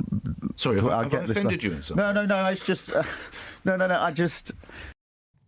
It's so annoying to watch him, actually. It really we just look there, and it's obvious that there's a difference between how people identify themselves and how they are physically identified by, in this case, the Supreme Court. And we now have a ruling on that. Yeah, I think that's right. And what I would like to see a bit more of in this discussion is respect on both sides, because Give me 1 second, Anna. What I don't like about the way that after the Supreme Court ruling last week, there were lots of people campaigners outside the court who were whooping and cheering and popping champagne corks. And it's not about that. I mean, the Supreme Court, when the judgment was delivered, they made it very, very clear that this is not about one side triumphing over the other. This is about a decision that has been made to try and draw a line under the debate, to try and take the sting out of it and move on. And I think on both sides, there have been people who have been too triumphalist, too violent in their language, and actually quite irresponsible in their listen, Is it not true? Give an example. Irresponsible in their behaviour. Give an example of a woman who's been violent in her behaviour about men sharing separate spaces. If anything, it's the other way around, where you've had men who are claiming to be women saying that they want to hurt all TERFs and all this. As I said, on both sides, I think there have been people who've behaved irresponsibly. So if you look at, I think there was a protest in central London on Saturday. There were people carrying placards saying "Burn the witch," referring to J.K. Rowling. That is completely... That's that side, and they've always been like that. That is give me the other side. Where have you heard women actually say anything awful about it other than, hold on a minute, this is not great for us? There are all sorts of instances on social media and elsewhere of people saying, oh, these people are men, and dismissing them. Men. And I think, well, I don't... See, what you're comparing, these things aren't the same. We are simply stating fact, and by stating fact, that appeared to be some sort of terrible insult, whereas on the other side, you had much insult towards women, calling us TERFs, telling us we're this and that, and it was horrendous. What I'm going to ask you is, where would you stand on someone who's born a man who may have male genitalia, but every way, psychologically, mentally, sees themselves as a woman trapped in a man's body? OK, I'll tell you what, I think they need some mental help. I need their medical assistance. And I think that where I see them is if they don't want to use the women or men's, then they should use the third space, which is a kind of a neutral space. But where I see it is this person has a psychological issue, because gender itself is a construct that we've created. So what a man should be doing or what a woman should be doing is a construct that we've created that has nothing to do with actual biology. Well, I think this is where we fundamentally disagree, because I think there is a perfectly plausible and reasonable, nuanced position that says you accept the Supreme Court's ruling, but also if somebody identifies as a woman, if they feel that in their brain and in their soul, then they are. That's not the same. Okay. That is not the same. One question. But that is not the same. OK, what is a woman? What is a woman? It depends on whether you're talking about biologically or not. No, what is... what the Supreme Court... If it's not biological, what is it? What is a woman? It's not for me to say. No, but I'm asking you. No, I'm asking you. If it's not based on biology, because you're acting like there's another way of being a woman, describe to me what a woman is. That is not for me to say. The Supreme Court has made a ruling about what biological sex is, and that's very clear. And that's why I think some people have tied themselves up in knots over the years by saying, oh well, you know, some women might have penises, and that is too much. I'll try one more time. What is a woman? It's not for me to say. So, what do you mean? A woman, to me, is an adult human female. It's quite straightforward. If you're not... I just don't believe it's as binary as you believe it is. It's not believe it. I'm looking at the biological reality of the sexes, male, female. I'm saying different. You can accept the biological reality, but there is also a reality, as Eamonn was pointing out, around gender and how people feel in their own body. How you feel does not define you as to whether you're a woman or not. A biological reality is a biological reality, and I'm glad, finally, the Supreme Court have ruled. Well, Nana's had her say. Have your say. Tell us what you think, if you can define a woman, or you think we're defining a woman correctly, or the Supreme Court is. Thank you very much indeed, Andy. Really appreciate you being here this morning. Thank you. Right, now let's cross to Rome. Ellie Costello's there for us this morning, giving us the very latest on the Holy Father, and he is lying in state now, it appears. Ellie, good morning. Yes, very good morning to you, Eamonn and Nana. And you're right, in about 45 minutes' time, the coffin carrying the body of the late Holy Father, Pope Francis, will be transferred from his papal home of the Casa Santa Marta apartments through all of the squares and courtyards, through the Arch of the Bells here behind me, into St. Peter's Square. And then it will be transferred into one of the most holiest buildings in the Catholic Church, the building behind me, St. Peter's Basilica. His coffin, which is a very simple wooden coffin that he chose himself in the year before he died, will then be laid in front of the altar in St. Peter's Basilica. Now, something that you might not know is that we are in a period now called sede vacanti, which is the Latin word meaning the seat is vacant. There is no pope, and in the meantime there is an acting head of the Catholic Church, a man called Kevin Farrell. He's Irish born, he's an American cardinal. Is taking over the practicalities, the day-to-day running of the Catholic Church. So he will be in charge of the sermon today. He will be in charge of the prayers over the body of the late Pope. That will happen at 8 a.m. British time, 9 a.m. here in Rome. And then from 11 a.m. pilgrims are being welcomed to file past of Pope Francis as he lies in state. He will be there for the next 3 days, and then on Friday evening the Basilica will then shut for the funeral on Saturday morning, which we are now getting some more detail of the guest list. We had confirmation from Kensington Palace last night that Prince William will be in attendance, a huge moment for him on the world stage with that solo appearance. And he actually follows in his late father's footsteps, who represented the late Queen at Pope John Paul's funeral in 2005. So it's a passing of the baton in a way. And King Charles only saw the late Pope Francis just earlier on this month here in Rome. They had a private audience where they exchanged very warm greetings to one another, and we saw that statement yesterday, didn't we, from King Charles paying his respects. So he will feel as though he got his opportunity to say goodbye, and now of course it is Prince William's opportunity to do the same. But we have seen this guest list that is emerging in the past few hours or so. Sir Keir Starmer also confirmed to be in attendance on Saturday. He is an atheist, so I think that is a testament to the soft power that Pope Francis had to bring together all of these world leaders and royal families from around the globe, that even if they are not Catholic, they respected and admired the man as a prominent world figure. Ellie, thank you very much indeed. Well, stay with us. Ellie will be here throughout the show, but let's get your weather with Alex Burkill.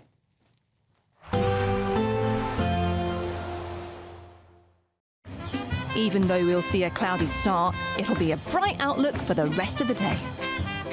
Boxed Solar, sponsors of weather on GB News. Good morning, here's your GB News weather forecast coming to you from the Met Office. It was a bit of a wet start for some of us this morning, some heavy rain around, even a bit of spray on the roads, but a lot of that rain is now clearing away to the east. East Anglia clinging on to a bit of wet weather for a little while yet, but behind that heavy persistent rain, we do have a few showers around across parts of Scotland, maybe northern England. Some of them could be on the heavy side, but some decent bright or sunny spells here mixed in between the showers. Elsewhere, perhaps a bit more cloud around and the showers not looking as heavy. Temperatures around average for the time of year if you get any sunshine, feeling pleasantly warm, but under the cloud, markedly fresher. Then as we head through this evening, well, not a huge amount changes. We're still going to have quite a few showers across parts of Scotland. Not everywhere will see the showers. By their very nature, they're going to be hit and miss. So you may catch one. It could be a bit of a downpour, or you may stay completely dry. But nonetheless, there will be a few showers across parts of Scotland, even a few showers across parts of Northern Ireland, and some perhaps across parts of England and Wales. But Here, I'm not expecting them to be as heavy as we go through this evening, and we should start to see most of the showers dying out overnight. We have a bit of a ridge of high pressure building, so that's going to quieten things down. There will be some cloud towards eastern parts and perhaps a few spots of rain, but for many it's going to be largely dry, clearer skies towards the west, and with that ridge quietening things down, we are going to see our temperatures taking a bit of a dip, a bit of a fresh, chilly night for some of us. I'm not expecting a frost, but it could just be a bit cool first thing tomorrow. Then otherwise, as we go through tomorrow, a mostly fine day. There will still be a few bits of rain towards the far east, and there's some wet weather pushing in from the west later on across Northern Ireland, but for most it's going to stay mostly fine. The best chance of sunshine though will be across western parts of Scotland and perhaps into Wales and southwest England maybe too. Temperatures similar today, so we're looking at mid to possibly high teens in some places. See you later. Expect a warm front, moving from the kitchen right through to the rest of the house. Boxed boilers, sponsors of weather on GB News. Competition, the Great British Giveaway. Let's just remind you what's up for grabs there, and it could be yours. It's a motorhome, and that is worth £67,000, lovely. Not only that, £5,000 tax-free cash. Imagine all the places you could go with that. Well, it's our biggest giveaway to date. Here are the details that you need. Courtesy of Marquis Leisure, you could be driving away with this brand new Elnag Baron 560 motorhome. It comfortably sleeps 4, comes with sky roof, integrated kitchen and bathroom, and is worth over £67,000. And that's not all, as we'll also give you a further £5,000 in tax-free cash to make sure that wherever this motorhome takes you, it takes you there in style. For another chance to win the lot, text WIN to 63225. One entry costs £2.50 plus one standard network rate message, or text BONUS to 63225. 5 entries cost £5 plus one standard network rate message. Go to gbnews.com/win. Entries start at £2.50. Call 0903 686 3232. Calls cost £2.50 plus your network access charge. Or post your name and number to GB13 PO Box 8690 Derby DE1 9TT. UK only. Entrance must be 18 or over. Lines close at 4 p.m. on the 6th of June. Please check the closing time if listening or watching on demand. Good luck. just over 3 days now until the funeral of Pope Francis on Saturday morning there in St. Peter's Square, Rome. And we are there this morning bringing you the pictures, the people arriving, and the Pope will be lying in state from 8 o'clock UK time this morning. That's 9 o'clock Central European time. Back with more on that, and Paul Coit with the sport right after this.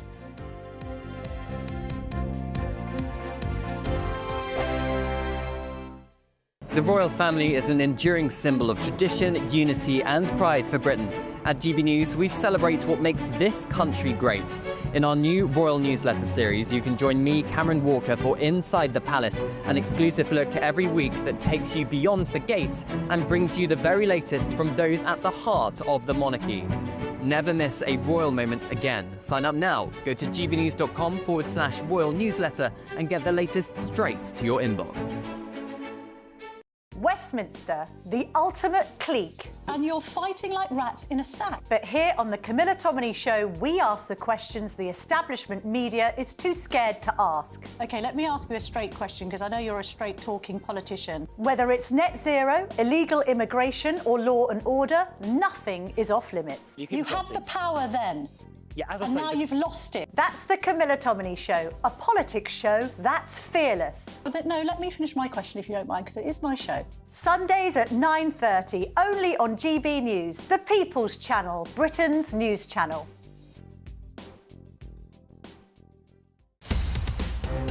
In the GB newsroom, we bring you the news as it happens. With our team of dedicated journalists across the UK, we're ready to keep you up to date with what's happening every half an hour, every single day. Bulletins here on GB News, the People's Channel, Britain's news channel. Good Afternoon Britain isn't just about us. The wonderful thing about this programme is it's about everyone watching. It's an interactive programme. Well, there absolutely is something to see here, and we're going to be talking about it more. Whether it's breaking royal news, please bring us up to date. Or indeed a particularly punchy speech in the House of Commons. Very, very curious. We bring it to you live, and then we bring you live reaction as well. That's Good Afternoon Britain, weekdays from midday. Only on GB News, the People's Channel, Britain's news channel. Join me, Nana Akweer, for an informative, interactive news programme with a difference. It's fun. No, he didn't say that, Dave. I'm so surprised. I think there's an element of truth to that. Join me from 3 p.m. every weekend, only on GB News, Britain's news channel. If you want your news to be straight talking... This is a nightmare for the Conservatives again. Down to earth. It's not just Nottingham where this is happening, is it? And most importantly, honest. Hard-working, middle-class taxpayers, they'll get their book thrown at them. Then catch me, Martin Daubney, Monday to Friday, 3 till 6 p.m. on GB News, Britain's news channel. We're proud to be GB News, the People's Channel, and as you know, we always love to hear your views. Now, there's a new way of getting in touch with us at gbnews.com/yoursay. By commenting, you can be part of a live conversation and join our GB News community. You can even talk to me, Bev Turner, or any of the members of the GB News family.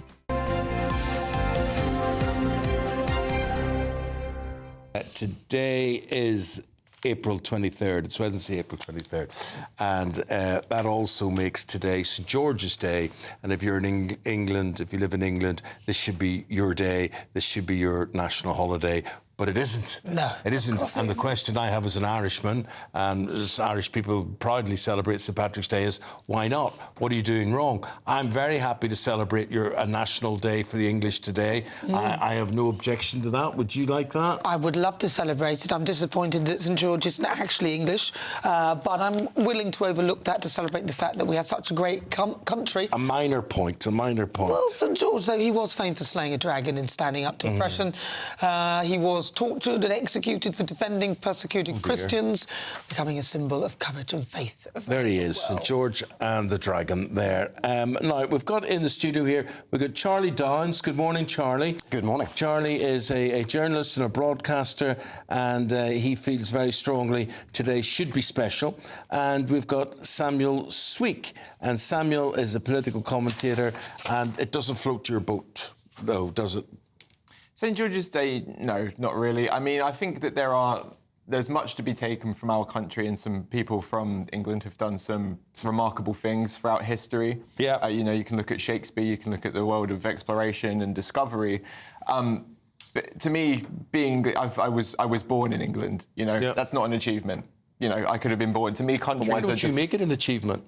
But how is it? It never can be. But you can turn around and say... It's lines in the sand drawn with a stick. You know, if I was born in any other country of the world, I would probably hold the same view. But how else would you then celebrate the fact that you are an Englishman, born in England, and you're very proud of your country?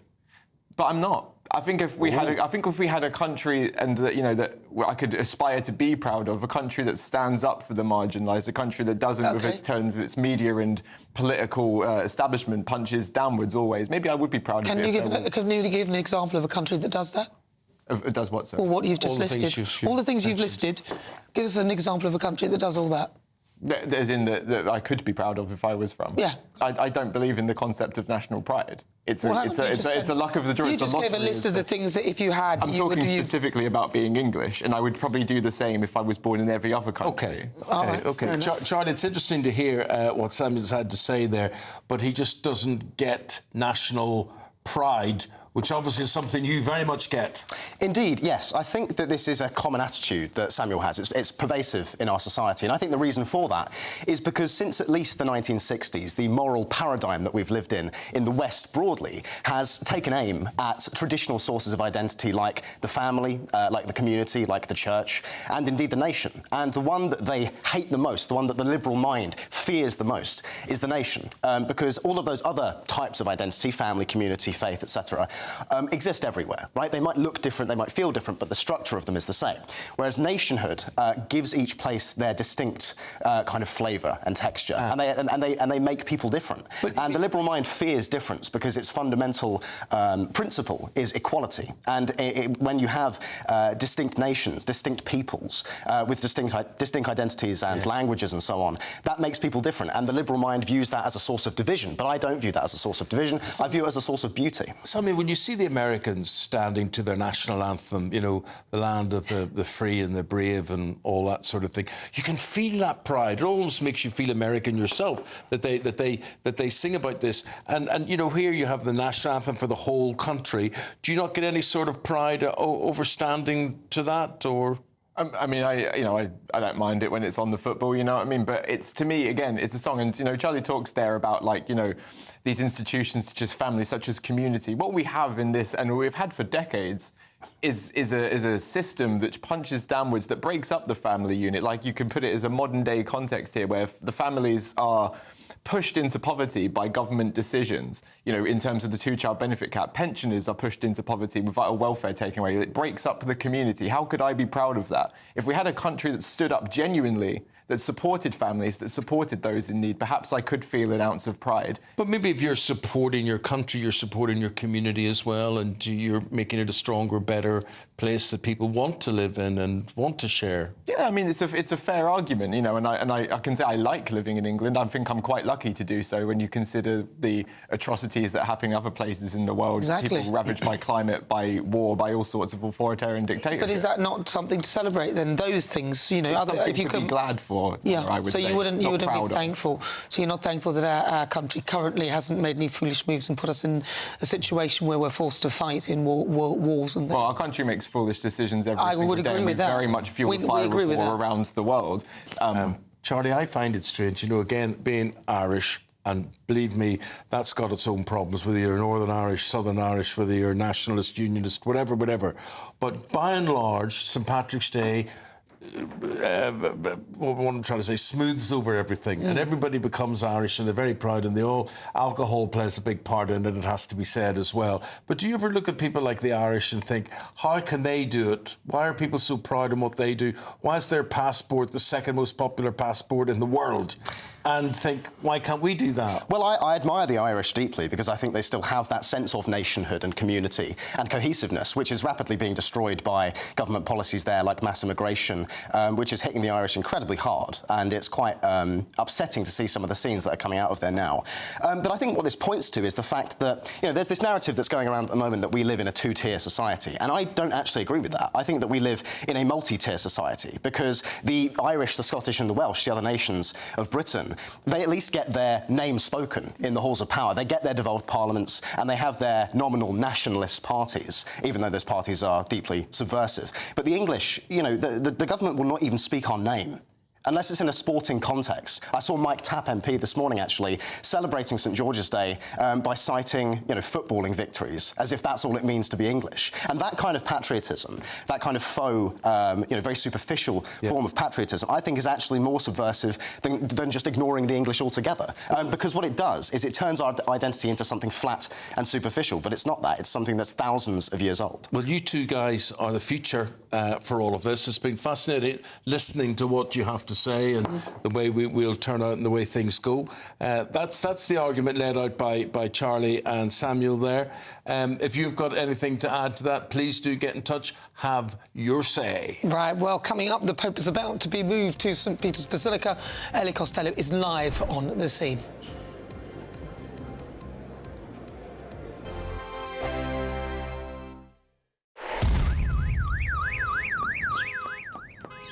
Crash Law 24 sponsors GB News Traffic and Travel Report.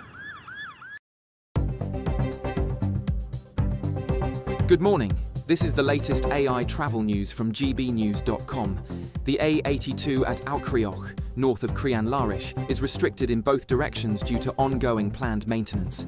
Motorists should exercise caution and allow extra time for their journey. Meanwhile, the M4 westbound from Junction 35 Pencode to Junction 37 Pyle is closed for resurfacing, with diversions in place.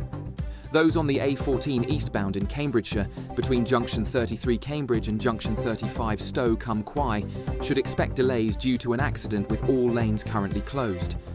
For more travel news, go to gbnews.com. Crash Law 24 sponsors GB News Traffic and Travel Report. Hi, I'm Michelle Dewberry, and my show is your opportunity to cut through all the noise and dive in headfirst to some robust debates. Ideas clash. Situation. Because the failure is you're deliberately avoiding my point. Nothing's held back, And if you think this is the end of it, wait for more. and we do not shy away from the difficult stuff. Sometimes I want to shake people and say, if only you understood. So join me on Jubes & Co. weeknights at 6 p.m. only on GB News, Britain's news channel. It's Patrick Christie's Tonight, and here we do things differently. It's explaining the absolute madness of this, doesn't it? It's explosive. I mean, this is very good. It's lively. 850. Your government sat there, Sean, and it did nothing. It's controversial. And the Middle East has been in turmoil since before I was born. It's everything you need to kickstart your evening. Everyone's had their Weetabix tonight. I love to see it. That's Patrick Christie's Tonight, weeknights from 9 p.m. Only on GB News, the People's Channel, Britain's news channel. Good Afternoon Britain isn't just about us. The wonderful thing about this programme is it's about everyone watching. It's an interactive programme. Well, there absolutely is something to see here, and we're going to be talking about it more. Whether it's breaking royal news, Please bring us up to date. or indeed a particularly punchy speech in the House of Commons, Very, very curious. we bring it to you live, and then we bring you live reaction as well. That's Good Afternoon Britain, weekdays from midday. Only on GB News, the People's Channel, Britain's news channel. The royal family is an enduring symbol of tradition, unity and pride for Britain. At GB News, we celebrate what makes this country great. In our new royal newsletter series, you can join me, Cameron Walker, for Inside the Palace, an exclusive look every week that takes you beyond the gates and brings you the very latest from those at the heart of the monarchy. Never miss a royal moment again. Sign up now. Go to gbnews.com/royal newsletter and get the latest straight to your inbox.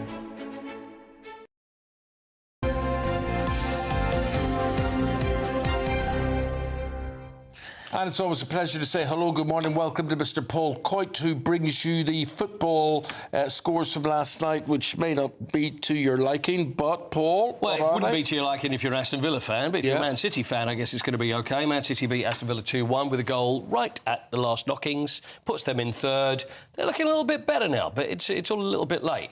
So Man City are in third, then you've got Forest, who are below them, Newcastle, Chelsea, Villa, top five. So how do we see, what way do you see that finishing? Because remember, Chelsea are in there as well. I'd love to see Forest. Well, Liverpool are going to take the title. That's no question. Liverpool play Spurs at the weekend. So if they beat Spurs, which, let's face it, could well happen, you never know, they will win the title. Then you've got Arsenal under them, so they're obviously fine. Man City, I think, will be in the Champions League. That's all Pep's got, apart from the FA Cup, of course, to say that.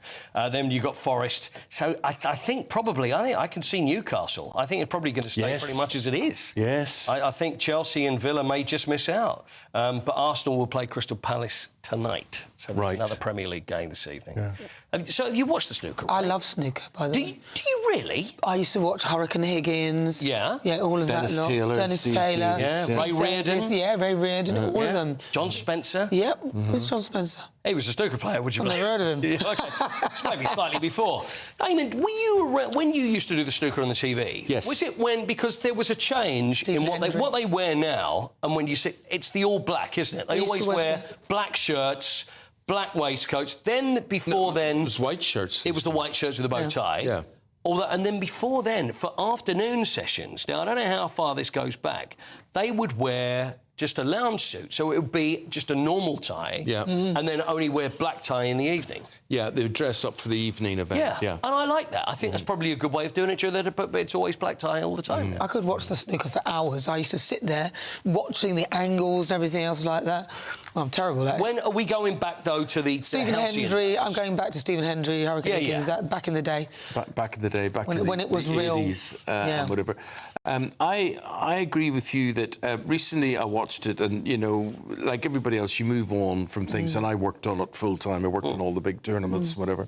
And when you sit down, it is hypnotic. Oh, it sucks you right in. Yeah. It is hypnotic. It takes you in, and literally I could sit there, and if I was to start watching it now, I know I could sit there for a very long time. I watched it I used to watch it all the time, but mainly I still say because there were fewer sports on TV, and when there was live sport on TV, whatever it was, you'd watch it and you'd be all over it. Now there's so much choice, you kind of think, oh, maybe I won't watch it. I don't watch snooker seriously for quite some few years. So it was Ronnie O'Sullivan and Ali Carter. I knew about the rivalry, which always makes it a little bit more exciting.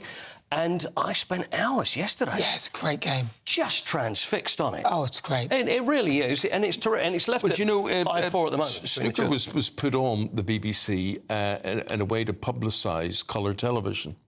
Because, when you think about it, from 1968 onwards or so, and then in the 70s, and then there was suddenly green, there was this beige and the red and the white and the black and everything else. You can't watch it on black and white, can you? You're actually doing the lyrics to Snooker Loopy. Popular for when colour television was taking off. Yeah, and that was with Pot Black, which you've obviously finished. It was a very successful TV show until Eamonn hosted Pot Black. Oh, Do you know what Pot Black was? No, I don't know that. It was a sort of competition that guys would play, and it would be all over in half an hour. It was quite good. It was quite good. They had to pop the black ball. Yeah. So we finished it in Stoke, I think it was Stoke. Oh, was it? Yeah. And do you remember who was playing in the last game? No. Did you know it was going to end at that point? Was it like a big celebration or commemoration or whatever? Can't remember, Paul. Can't remember. No, can't remember, but it definitely finished it, yeah. London Marathon, by the way, is this weekend. Oh, yes. Which you've done, Nana. What time did you do it in, by the way? Not that it matters. It was about 4 hours and 40-something minutes. 4 hours. 4 hours and 45 minutes, yeah. And I remember finishing and thinking, wow, I actually did it, and it was great. Obviously, the next day, that's when you walk in a certain way, so you wear the medal just to explain to anybody looking at you why you're behaving in such a manner. I've still got the medal, I've still got the blanket. 1984 it was. This was a long time ago. 1984, how long? What was your timing? Oh, it was about 5 hours, but I was young, I was 17, I wasn't even a man at that point. So, I was the youngest person ever to do the race. I still think I have that record. But Paula... Bones were hardly formed. Exactly. Paula Radcliffe, though, of course, former world marathon record holder, she did something on Sunday. She ran the Boston Marathon, which means that now she has... I didn't even know these are available. Maybe we should go for the other 5. A 6-star medal. I don't know if we can see her in action there from Boston. Now... Obviously, she's retired. She's not doing the speed she used to be. She's in her 50s. But she's now said she's retired because she's completed the Big 6. Now, the 6-star medal means you've done London, you've done Boston, Tokyo, Berlin, Chicago, and she's run New York. So she's done them all now. She gets a special medal, and now she's going to retire. Those must be her children, isn't it? It is, yeah, it's lovely. So cute. And there she is just finishing it there. She did very well, 117th. Paul, thank you very much indeed. See you again at 20 past. We'll take a break. We're going to be back with the newspapers. We've got Ellie, of course, there in Rome. And we're also going to bring you the weather for the top European destinations and where the sun may be shining. Because I can tell you what, folks, it's definitely not in London.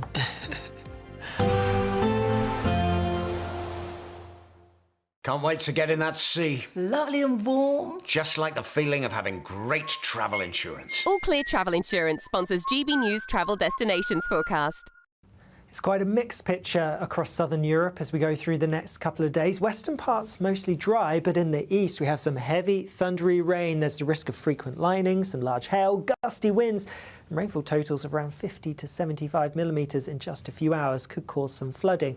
Like I said, though, further west, a lot of dry weather, and here it is going to stay mostly fine as we go through the next couple of days. In fact, across the Canary Islands, we're going to see our temperatures rising into the high 20s.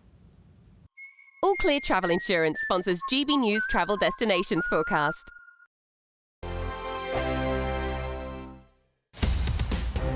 In the GB Newsroom, we bring you the news as it happens. With our team of dedicated journalists across the UK, we're ready to keep you up to date with what's happening every half an hour, every single day. Bulletins here on GB News, the People's Channel, Britain's news channel. Good afternoon, Britain. Weekdays from midday. And the restaurant chain Toby Carvery has come under fire after chopping down a significant 400-year-old oak tree. It's considered to be more ecologically significant than the Sycamore Gap. Yeah, so this tree is 6.1 metres wide. There it is, fallen down. It was one of London's oldest and largest, and it supports more native wildlife than any other tree, making it crucial for biodiversity, apparently.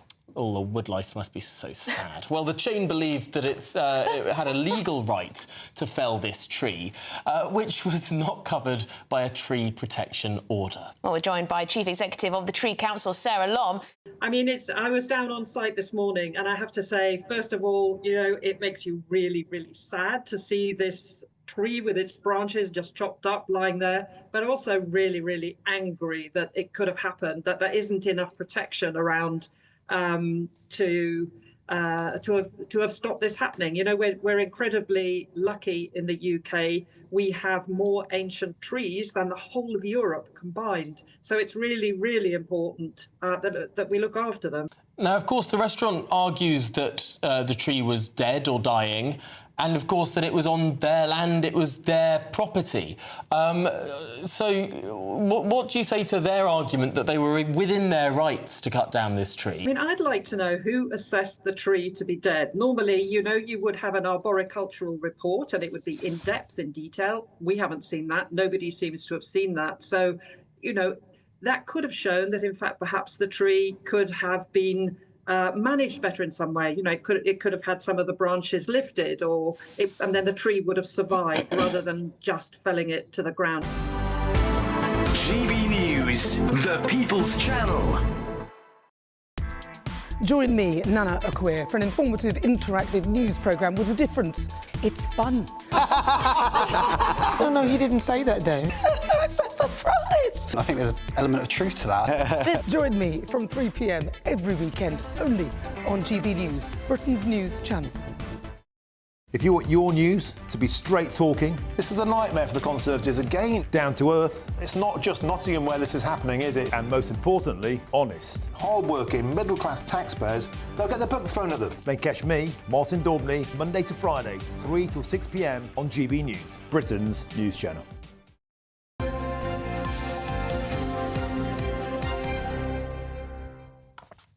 Well, good morning. Let's take a look at some of the newspapers' front pages. In the arms of God, the Mirror leads on the Pope line in state from today. Millions around the world are mourning, and we're covering that for you this morning.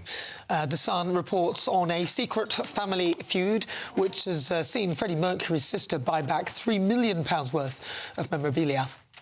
The Times says human rights concerns over Chinese solar panels could be a setback for the government's green goals. The Mail leads with a message from Kemi Badenoch, who demands the Prime Minister apologises to women after finally breaking his silence on the Supreme Court ruling.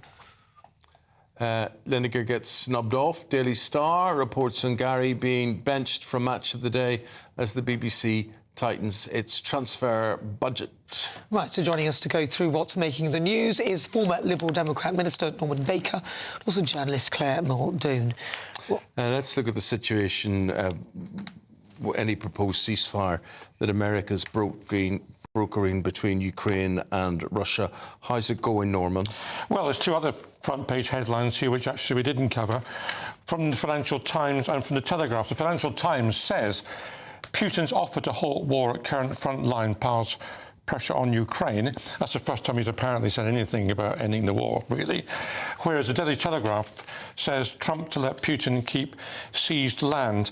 And there's a meeting in London today. There's a 7-point plan which apparently the Americans have pulled together, which basically gives Russia most of what it wants and puts pressure on Ukraine, as I think the FT correctly says. Can you understand how that would be practicable or how it's workable doing that, or is this unfair just? Well, I think it's unfair in the sense that what's been proposed is the formal annexation of Crimea and other bits of Ukraine, which of course is contrary to international law as set down in 1945 after the World War II. So it's a very dangerous line to cross, I think. But you know, the alternative, because Putin's not going to back down, the alternative is the US to pile in more weapons and more support for Ukraine over a long period of time, and there's no appetite from the White House to do that. What Trump wants to do is get it out of his in-tray and finish the whole thing, move on to something else, and hopefully get himself a Nobel, this is in his head, a Nobel Peace Prize for ending the war. You That's don't what he's know at. that's what's in his head, that last bit. No, Come on, I think that's what he said to some of his colleagues. So where's Zelensky in all of this, then? Well, Zelensky's been sidelined. I mean, the discussions between the US and Russia, Zelensky's not part of that particularly. He's going to be presented with something from the US to say, take it or leave it. But it's not even going to come, according to this plan in the FT, it won't even come with the US guarantee to hold the line there. And what Zelensky's probably thinking, and the Europeans certainly are thinking, is that all will happen is Russia will regroup, get some more troops, and then start again. Well, maybe this time then Ukraine might want to consider rearming themselves with nuclear weapons, because they did have before, and then obviously they signed the Budapest Memorandum, they did, that's which right. then enabled, which claimed that Russia, the UK, Ireland would all come in and support them should there be any case of war. Unfortunately, Russia was one of the signatories, which is But the trouble with that is, surely they could have nuclear weapons, but they couldn't use them. I mean, well, that's the point of them. You're not Russia really would meant just to use obliterate them. Well, not if they thought that Ukraine had nuclear weapons, because Ukraine are actually very good at making weapons. But just as long they just have to fire them, then is that what you're saying? Well, size doesn't really matter, I think, with these ones. Once the missile is out there and the radiation is spreading from one place to the next, you can't control it. Well, we saw that Chernobyl, of course, was in Ukraine, and look at what happened there. That was an accident back in 1986, was it? And that contaminated for decades, actually, Welsh farmers. Folks, if you've got an answer, got an opinion on this, would you go to war and then hand over any gains or any losses you had to the opposition? Let us know. Claire, we're going to go to prison now. This is very interesting. Isn't it? We're talking about a supermarket in a prison. This is in the Mirror. Tell us more. So this is Iceland that already employs up to 350 ex-inmates, but they've actually opened up a branch of Iceland in a prison, HMP Oakwood, up in Staffordshire. And it's a way of rehabilitating inmates that are currently incarcerated. But also in the papers today, there have been reports that tasers will be introduced to young offender institutes, and also tasers for there and tasers for prisons as well. I'm OK with the tasers for prisons and young offenders. What's wrong with that? Well, I'm OK with it. Yeah. But it's funny that on the one hand, they are for rehabilitating prisoners all across the board. And this way of introducing shops will do that. They get monopoly-style money in order to buy whatever they want, the Chicago pizzas, ice cream or whatever. And you just wonder, why are these private companies running prisons in this day and age? Why aren't the government taking full responsibility for those that are incarcerated? And don't forget, it's the local authorities, magistrates and courts that put them away in the first place. Why don't they then take the responsibility of rehabilitating them and locking them up? One wonders if the Manchester Arena bomber wouldn't have been able to do what he did if it was actually under properly controlled environment. So what was that prison, a private prison though?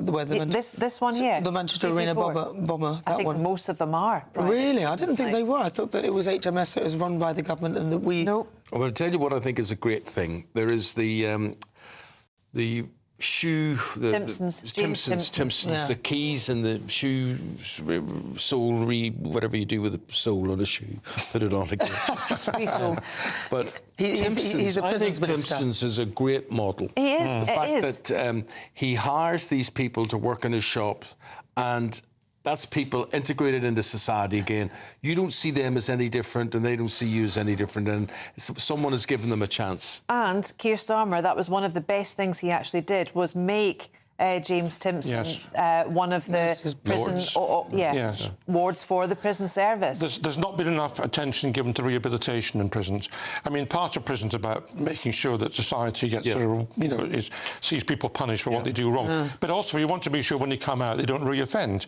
And actually, rehabilitation is very important in that. And I support this idea, this Iceland thing. If it works, it seems like it might work. Part of the reason you mentioned tasers, Claire. I mean, the thing about tasers, I think, is that we haven't got enough prison officers. There's a desperate shortage of prison officers.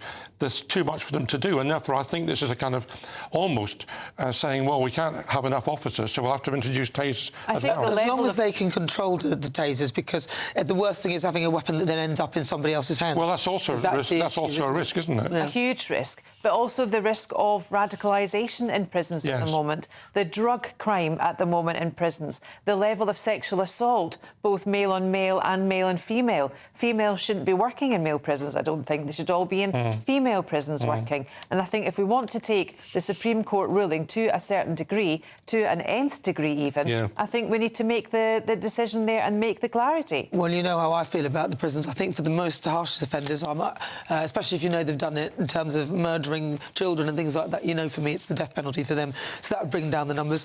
If the private company were more savage in the way that they treated the prisoners in some sense, then I'd feel a bit better. But unfortunately, if it sounds like they're turning it into a commercial entity where people are going into shop and buying this and making money and people can come in, then I'm not. Well, you know, and savage is the wrong word to use, if I may say so. Okay, maybe it's the wrong word, but I mean something a bit more harsher than it currently is. Well, we want people to come out and not reoffend. That's the point about it. They want them to learn that they've done something wrong and come out and be members of society. That's what the Guys, I want to get another couple of stories in the 3 minutes that we've got left. Coral reefs, Norman. This is the world's worst bleaching event. This is really serious. 80 countries have reported bleaching events. 82% of countries have reported bleaching events near coral. 80% of coral across the world is affected. These are the rainforests of the sea, these things. They support all marine species. They're terribly important. And we're now seeing coral death. Coral can recover if temperatures change, but once it goes past a particular point, they don't recover and they're dead. And this is very serious. And this is, I'm afraid, down to the increased heat we're now seeing in the world. 2024 was the hottest year on record. 2023 was the second hottest year on record.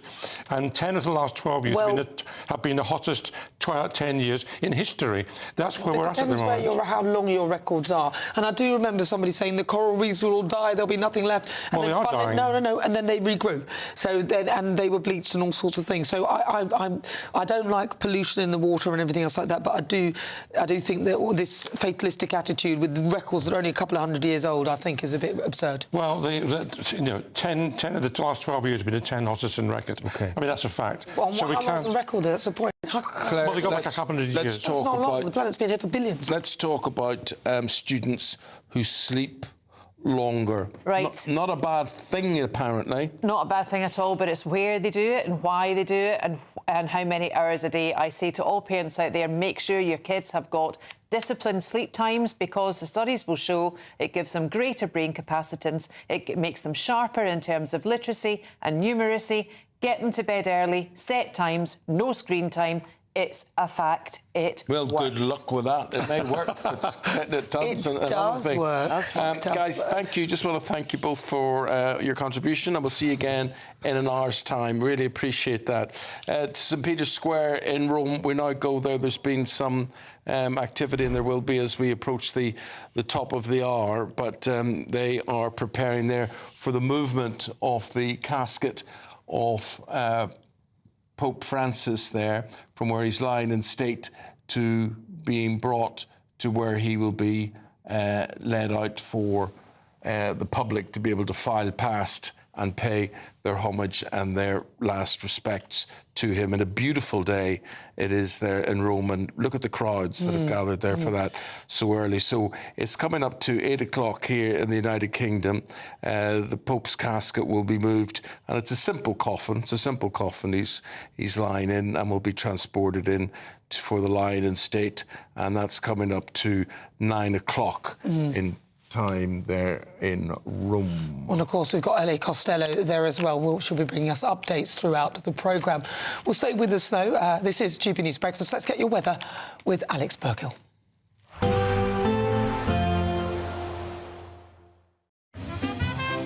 Heavy showers first thing will be followed by a warm, cosy day.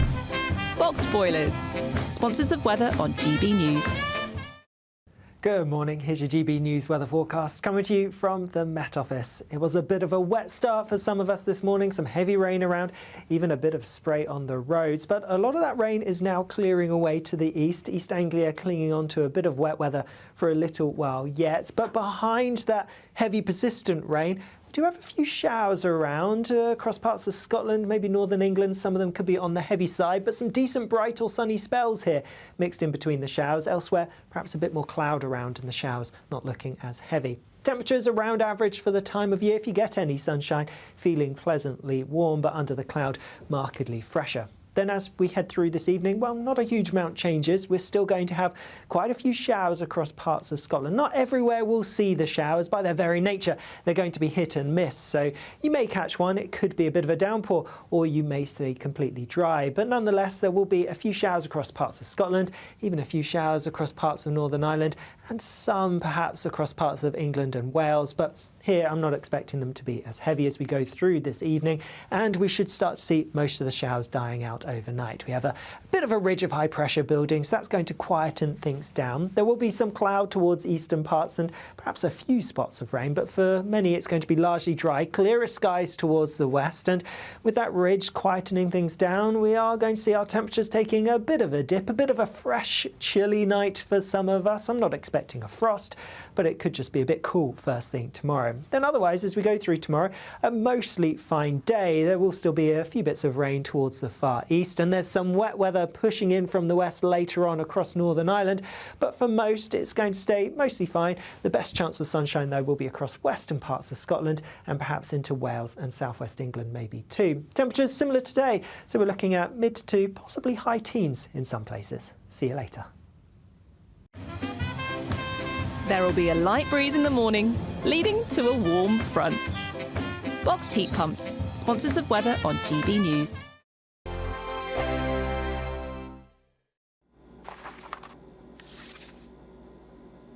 Crash Law 24 sponsors GB News Traffic and Travel Report.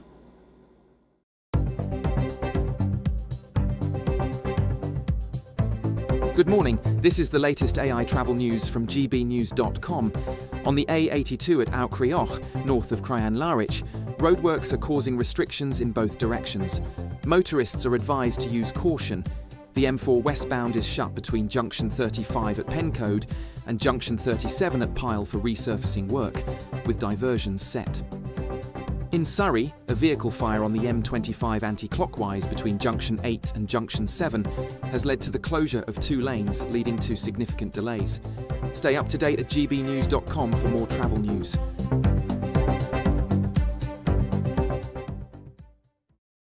Crash Law 24 sponsors GB News Traffic and Travel Report.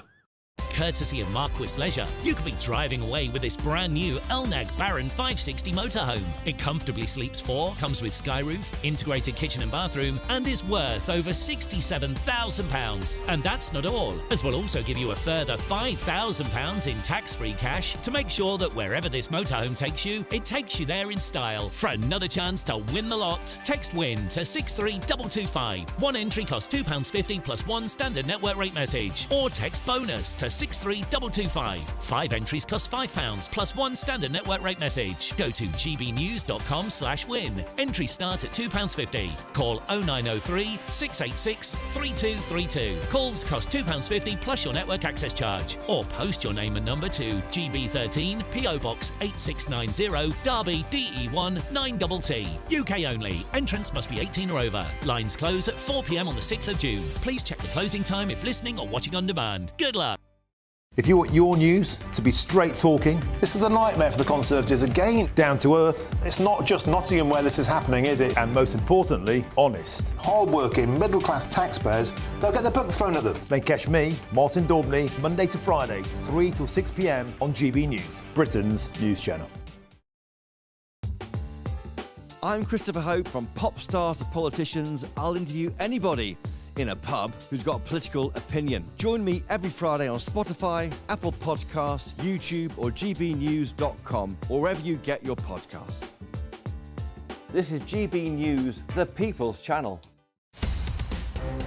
In the GB Newsroom, we bring you the news as it happens. With our team of dedicated journalists across the UK. We're ready to keep you up to date with what's happening every half an hour, every single day. Bulletins here on GB News, the People's Channel, Britain's news channel.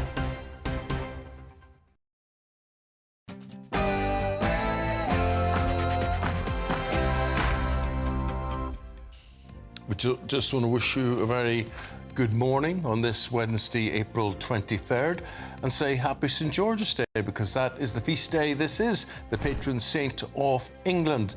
and we're going to see that flag hoisted over Downing Street very, very shortly. Now, the Prime Minister celebrates with a very special Downing Street reception featuring a raft of celebrities.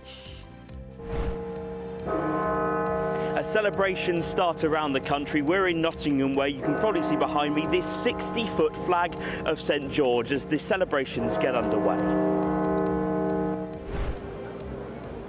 GB News is live from the Vatican, where thousands of people are already queuing to pay their respects to Pope Francis.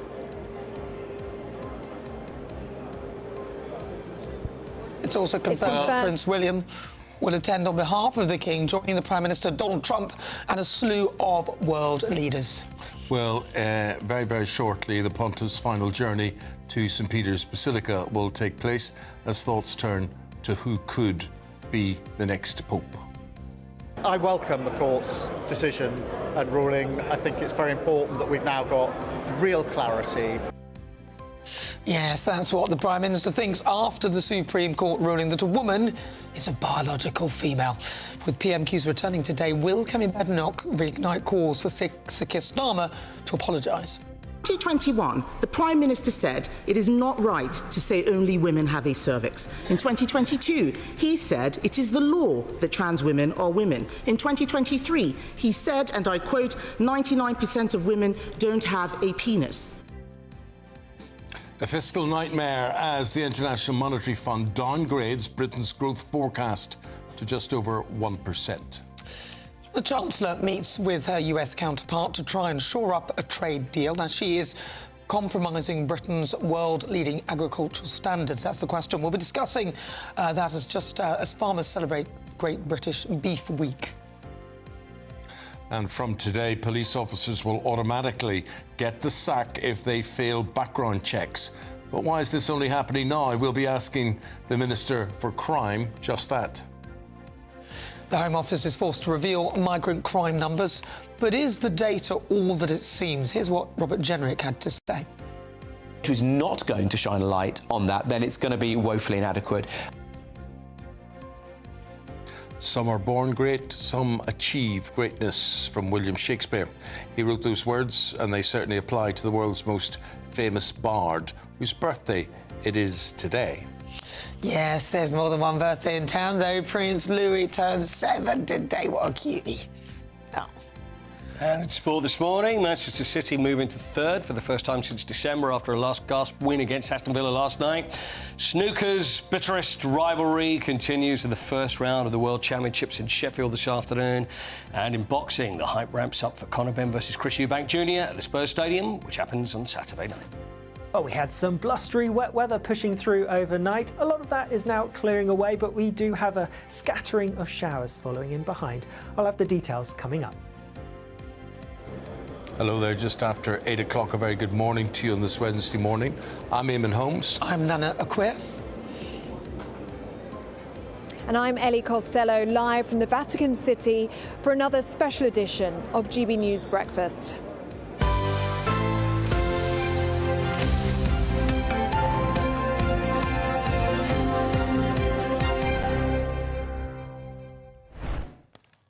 And we're bringing you these live pictures from Downing Street. Downing Street has raised the flag of St George to mark this St George's Day. And if you're English, from us to you, I hope you have a good National Day today. Also breaking this hour, and the procession of Pope Francis's coffin is underway as it moves from Casa Santa Marta to St Peter's Basilica. They'll all lie in state, where tens of thousands of people will make the journey to the Vatican to pay their respects. Ellie Costello joins us live. Yes, very good morning to you, Eamonn and Nana. And Pope Francis is about to be transferred now to St Peter's Square and finally St Peter's Basilica, where he will lie in state for 3 days ahead of that funeral on Saturday. It will be open to the public to view the body of the late Holy Father from 11 a.m. But look at this queue behind me, 2 hours just before the Basilica is open to the public, and already thousands and thousands of people are queuing so that they can experience this moment in history. And we're going to talk to one of those people now. Maria, very good morning to you. Why did you decide to join the queue this morning? I'm in the queue because I think this was the best Pope we had. And why did you think he was so great? And because he was so great because he was the Pope of the poor, of everybody, of all the world. And how did you feel when you first heard the news that the Pope had died? Very unhappy. I think everybody is unhappy in this moment, but we have to think that he's in the sky, that he's near our mother in the sky.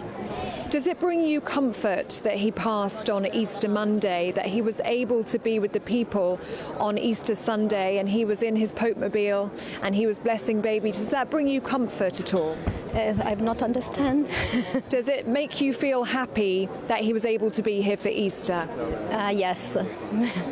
Maria, thank you so much for talking to us. Really do appreciate it. So that gives you a sense of just the emotion that people are feeling in this queue. I've been talking to younger people this morning who described the late Pope Francis as their grandfather. They're still in the state of shock. They can't believe that he's gone. And with 2 hours to go until he lies in state and this is open to the public, you can see, can't you, behind me, young and old, people from all around the globe. There are people here from religious orders. There are tourist groups who just so happen to be here for Easter and the Jubilee year that the Church is celebrating this year. They're just here to be a part of history. But it is going to be a hot day here in Rome, and these people are potentially queuing here now for hours in order to just have those few special moments with Pope Francis as he lies in state for the next 3 days in St. Peter's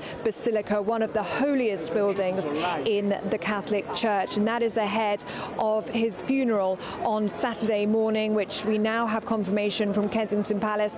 Prince William will be in attendance on behalf of his father, King Charles. Sir Keir Starmer will be there too. Sir Keir Starmer is an atheist, which I think is a testament to the soft power that Pope Francis had to bring together these world leaders, these royal families. 1,700 world leaders and dignitaries will be attending the funeral on Saturday, and it is a testament to the late Pope was. Ellie Costello, thank you very much. We're currently showing you live pictures from the Vatican City. Pope Francis is lying in state there. We'd like to now also to bring you live pictures of the Shadow Chief Secretary to the Treasury. That is Richard Fuller, MP. And Richard, I'm assuming, and the weather's awful today, so forgive us. We'll try not to keep you too long standing in that. Richard, I presume you're English? Well, actually, I'm half English, Eamonn, and half Scottish. Where do you... Oh, well, that's an interesting one, because I was just about to ask you, where do you stand? We just see these pictures of Downing Street, and this is the St George's Cross raised high above Downing Street. Just wonder your opinion, or how you feel about that, if you think it's the right thing to do, celebrating St George's Day. Absolutely. I feel it's great to be English. It's great to be Scottish. I don't find myself conflicted about the conflict of those two identities, other than when perhaps Mum and Dad used to watch the rugby matches. So yes, I think we should celebrate our identity as English, Scottish, Welsh, even Irish, Eamonn, and also our sense of being British, and that should be accessible to everyone. I think you're absolutely right. We're just that's just been raised at 8 o'clock over Downing Street, so I just wanted to point that out, that's there. Richard, Rachel Reeves, right? So she's in Washington. What are her chances of coming away with a positive economic deal for the whole United Kingdom? Well, the Labour government have been releasing overnight. They're very confident they're going to get a deal. The big question is, what is a chance they're going to give up to the Americans to achieve that deal and what will be the consequences for the UK. So let us hope that she has got Britain's interests at her heart. I think she will have. And let's see what she comes back with. Let's hope she doesn't come back empty-handed. Well, look, Richard, the IMF have downgraded the economic forecast to 1%. I think we knew it was coming because we'd heard that it would be 2%, and then it turned out when Rachel was giving her her spring statement, that it was now going to be 1%. She blames a lot of it onto Donald Trump. Is that realistic, or do they have a lot to answer for themselves? Well, the Chancellor, she can blame whoever she wants, but she's the one responsible, and don't take my word for it. Take the word of the chief economist from the IMF yesterday when the IMF said that the primary responsibility for the downgrade in the UK was to do with UK-specific factors, and within that, it's the fragility of the British economy that's been created by the Chancellor's actions last October to raise taxes on business, destroying growth, and by increasing borrowing when we know around the world investors are very wary of government borrowing. Those are decisions the British Chancellor made, and that's the primary reason why we've had this downgrade from the IMF.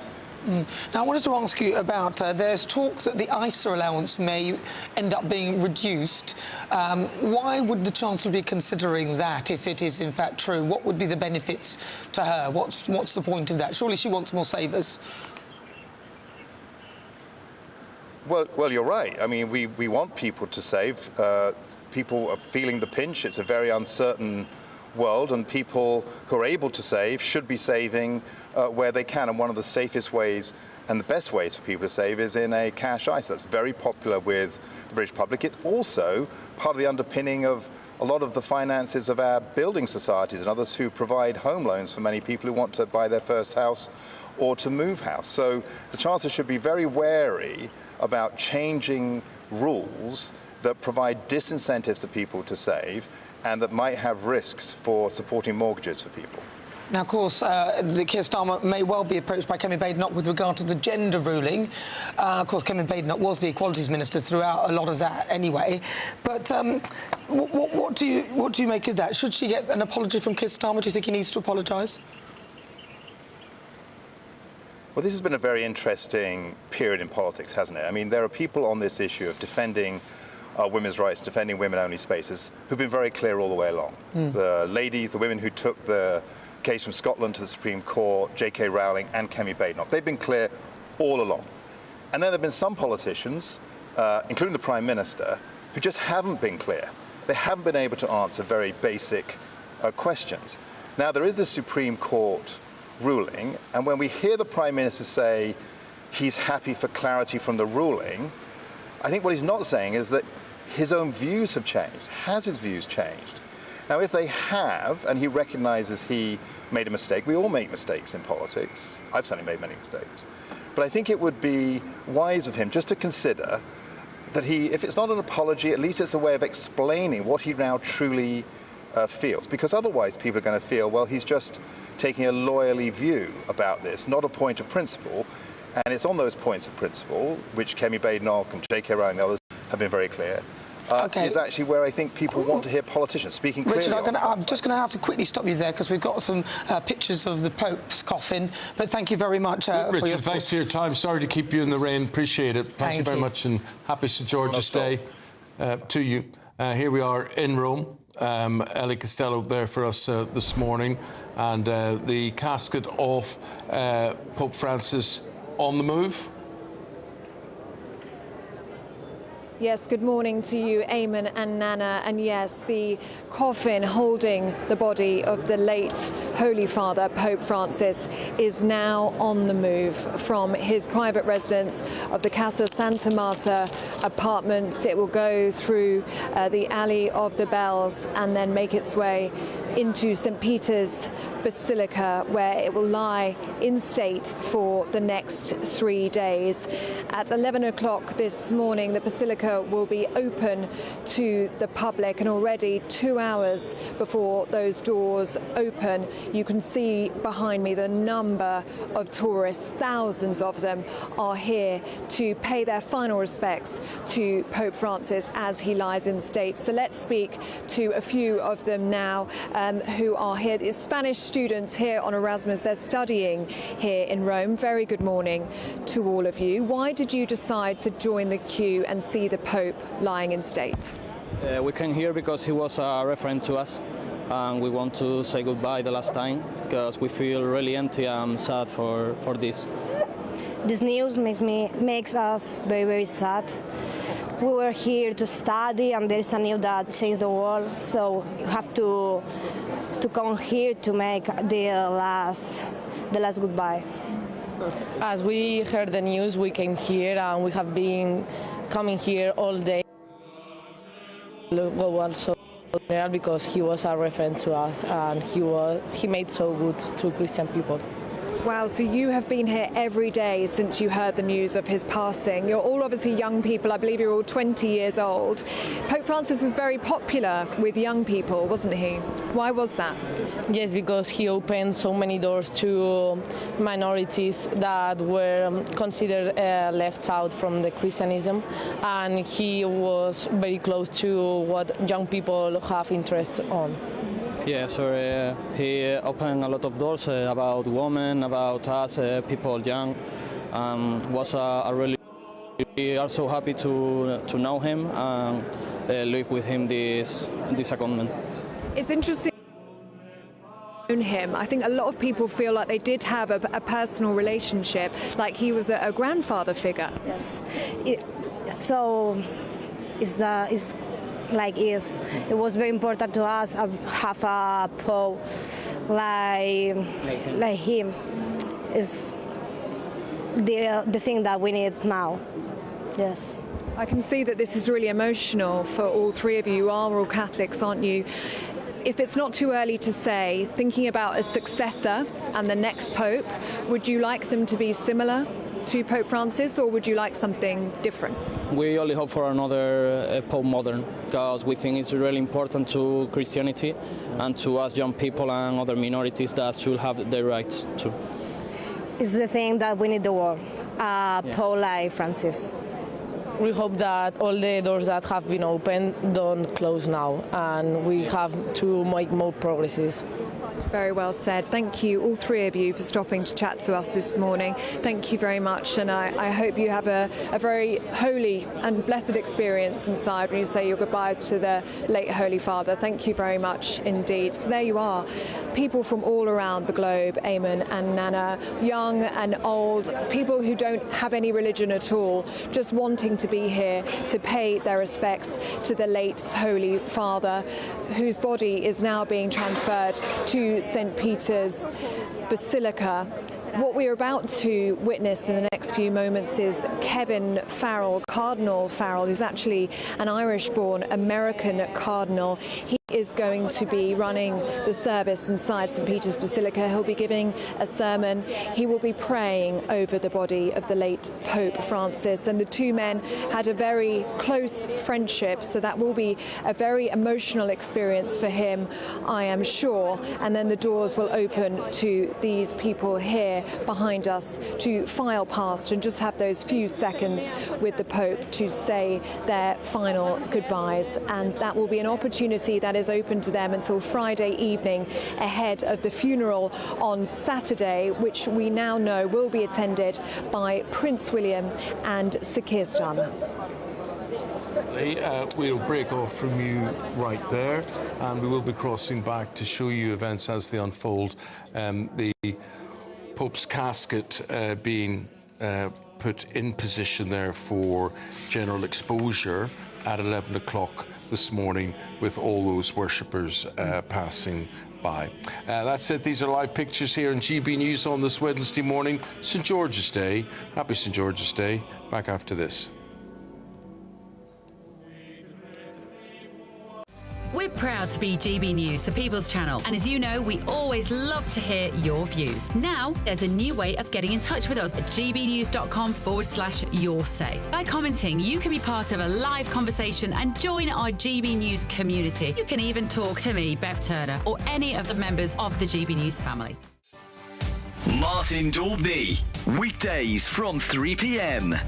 I can now speak with the founder of the blog Armed Forces Foundation, Colin Easterway. Colin, welcome to the show. It's a pleasure to have your company. First of all, I always start, you're a former paratrooper, right? Thank you for your service. Tell us about your foundation, your charity, the work it does, and how people can come in and help you. We started in 2020 during the COVID pandemic when mental health was at the forefront of everybody's mind, and a lot of veterans in our area were finding themselves homeless. So we quickly adapted and we made a crisis prevention centre and started addressing homelessness along with veterans' mental health, giving them a place where they can reach out and get the vital support that they need. Since then, we've registered as a charity. We thought by now we would have been funded and maybe supported by our local authority, but that hasn't happened 5 years in. The new national pathway for Op4 to choose of veterans' mental health, wrong veterans housing, along with the Op Courage for veterans' mental health. They also refer into us homeless veterans on a regular basis, but we haven't received any operational funding from them either. Also, with the level of referrals increasing every week, national charities, the big charities, the Armed Forces charities, Royal British Legion, Help for Heroes, constantly sending us homeless veterans to us, has put the level of output so high that we've run out of funding. Those major charities and those other organisations don't send any funding. They continue to send homeless veterans to us, which we have to crisis manage and try and find solutions. We have an ethos where no veteran leaves our office without a safe place to sleep that night, and we stand by that ethos. The larger charities have got onto that and start firing them into us, so we're really struggling. GB News, the People's Channel. This is Britain's Newsroom, where your voice matters. It's just astonishing. With expert analysis and honest opinion, we don't just keep you informed. We bring you unique perspectives you won't see anywhere else. Can't argue with any of that. When the news happens, it happens here. On Britain's Newsroom, weekdays from 9:30 a.m. Only on GB News. In the GB Newsroom, we bring you the news as it happens. With our team of dedicated journalists across the UK. We're ready to keep you up to date with what's happening every half an hour, every single day. Bulletins here on GB News. The People's Channel. Britain's news channel.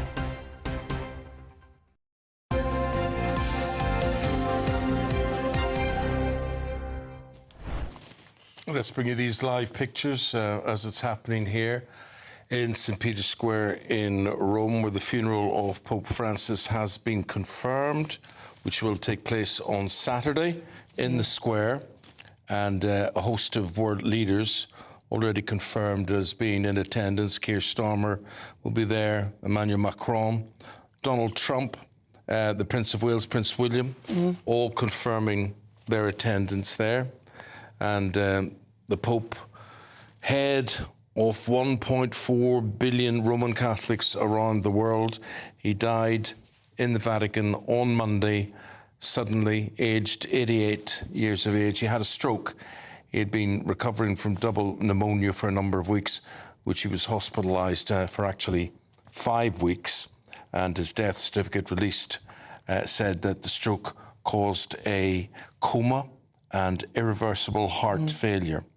So the Vatican has recounted some of the Holy Father's last moments, saying his death came quickly and he didn't suffer. He fell ill at about 5:30 a.m. on Monday and was treated by medics until he died at 7:35. And of course, for the next 3 days, St. Peter's Basilica will be open at 7 o'clock each morning, and it will close at midnight, allowing people to file past.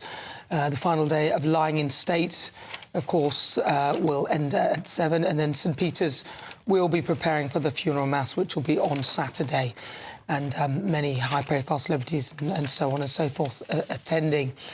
The procession will also pass through the Piazza Santa Marta and the Piazza di Protomartiri. It's amazing that they've been able to arrange all of this officially in such a short space of time. I mean, there we see the perfect backdrop, the perfect weather there, all these worshippers, these people who it just means so much to, in whatever way, get close to His Holy Father there as he lies. And it'll be an open coffin. They'll be able to view the body. The body will be what is called exposed in those areas, those situations.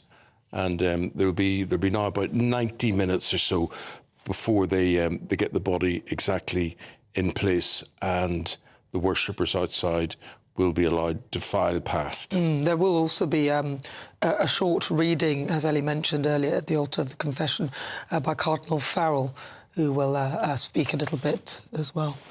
Yeah. Well, shall we go live to Ellie Costello? She is there in Rome as the procession of the Pope's coffin begins. Ellie. Yes, good morning to you, Eamonn and Nana. And the atmosphere has completely shifted here in St. Peter's Square as we watch the procession of Pope Francis's coffin get underway. He will make his way now into St. Peter's Square, where he was just a few days ago on Easter Sunday in his Pope-mobile, giving thumbs up to the audience. And short days later, his coffin is being processed through the very same square. He will then be carried into St. Peter's Basilica, one of the holiest buildings in the Catholic Church, and that simple wooden coffin, the one that he selected,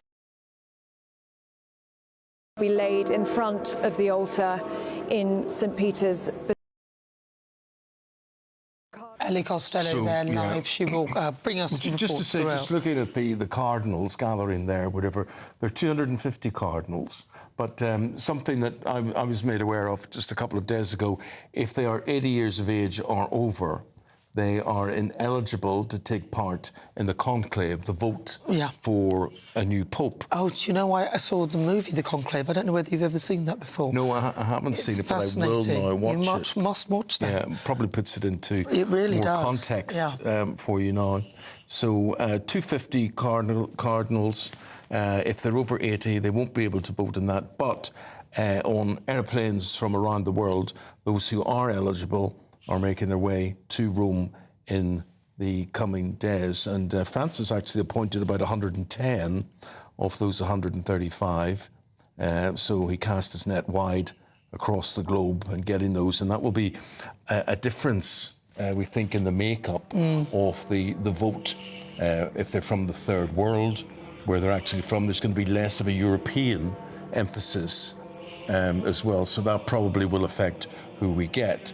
Francis being the first South African pontiff that, or South American pontiff that we've had there as well. So, and of course, when you see these sort of events, there are other things that you talked about how organised it is. There's a lot of security out there as well, because obviously carrying the pontiff through is a very sort of important thing, and security has been tightened. Now, some Vatican observers are actually suggesting that what Pope Francis did was, when appointing those cardinals, he stacked the conclave in favour of a successor likely to be like himself, to embrace his outlook and continue his work. So those appointments make it difficult for an anti-Francis Pope to emerge. So we should say. So whatever Francis was, whatever you saw him as, whatever he will be officially regarded as, wherever his power base was, the suggestion is things aren't going to change very much, because any successor will be very much in his own likeness. And if you ever get a chance to watch the conclave, it is quite interesting the way they select who will be the next pontiff. Yeah. And I don't want to spoil the movie for you, but and I won't, so I'll leave it for you to watch. But what it does give you is an idea of how the next pontiff is elected, and also the structure of how it all works, and the sort of different push and pull of power, and the different people within it who obviously want to take on the role. And it will be interesting to see who... Are you Catholic? I am, actually. I'm Roman Catholic. Yes, I went to a school run by nuns. Well, then, you're exactly like me, and like Anne Diamond, and like Ellie Costello, who all had that influence while we were at school, brought up in that situation, and what we're seeing here is very natural to us to watch, these men in gowns, being in charge here. Their word is law. They are the superior beings, and we identify. I mean, I identify with this quite easily. I mean, yes. If you're not Catholic and you're watching this, you're thinking, maybe you don't have an interest in this, but if you are, you will have a huge fascination coming right through from your childhood on all of this. I mean, Francis, very much a conservative Pope, and but he brought in a new style of papacy, a message of compassion and tolerance, and a challenge to centuries of privilege. And you see the huge wealth of the Catholic Church there, and that amazing backdrops all around St. Peter's there, and in the Basilica, and around the Holy Square and whatever. And that was a challenge there. And he had public pronouncements. He championed the poor and the marginal. He criticised the impact of global capitalism. He demanded action on the climate crisis. He urged mercy for sinners, and he called for compassion towards migrants and refugees. So, a lot of people within the hierarchy may have felt a bit threatened by that. You hear that magnificent round of applause that the casket is receiving as it makes its way into the church. And if anything, and I did see a survey there that said that more young people, in particular Gen Z, are now actually turning to faith. Yeah. Which I think events like this and the way there's a community of spirit, this is the sort of thing that does bring people together, maybe brings more people to the faith. And I think he was one of those sort of people who did encourage. Have you ever seen a Pope close up or met a Pope? Or I've never seen one John close Paul up. II for me. Yeah. And a man with incredible aura and presence, and who is now a saint, of course, as well. And you can see why he was really very, very special in so many ways. And I think there was hope that this Pope may have been the same, but maybe he wasn't around long enough to find out. How did you get to meet John Paul? Galway in Ireland. I was 18 at the time, and there was this massive turnout. I think the whole of Ireland was there, actually. There was Dublin, Galway, where he made these appearances, and everybody travelled just to see. And I think being at that age, that influential young age of, coming out of your teenage years, I think it was very impressionable to be there and to be at the Mass that he was conducting. And then he drove past, and he would go and see. We were all broken up into various sections or squares, and covered acres and acres and acres of land. And he went round, and you would get close, and everybody waved, and you felt very, very uplifted by the whole thing. Yeah, it was very different. But these are sad scenes. I mean, they're not. I don't think they're heartbreaking. He was an 88-year-old man. He'd lived a life. His health was not good, certainly over the past 10 years. And I think it's amazing to watch how the man physically changed over that time. And he doesn't look like the same person that when he was installed as Pope as to when he died. Very, very, very different.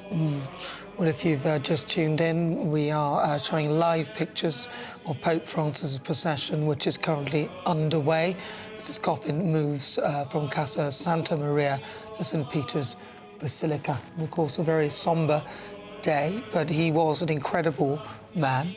And some say he was quite a liberal Pope, perhaps too much for some's liking, but even the fact that he is going to have a very simple coffin, not in the place that most popes are buried. But that isn't without controversy, Nana, because, a lot of people who are more rigid, more conservative in the church were infuriated by Francis's softening of the church's stance on, say, divorced couples, remarried Catholics, and this prompted a whole group of clerics to accuse Francis of heresy for things like that. So in many ways he was associated with the poor and the dispossessed.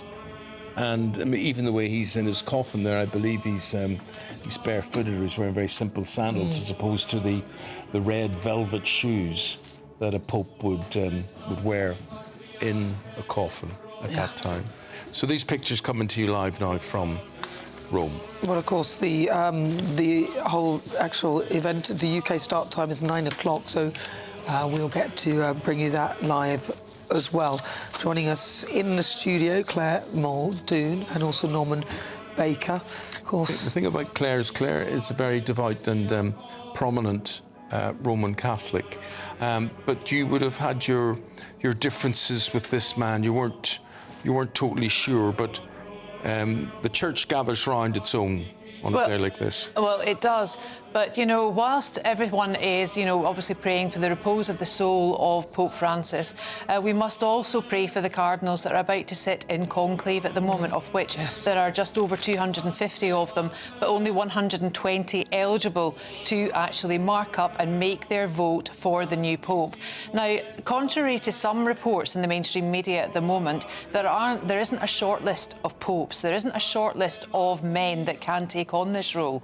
It is done, not unlike the film, actually, The Conclave, starring Ralph Fiennes.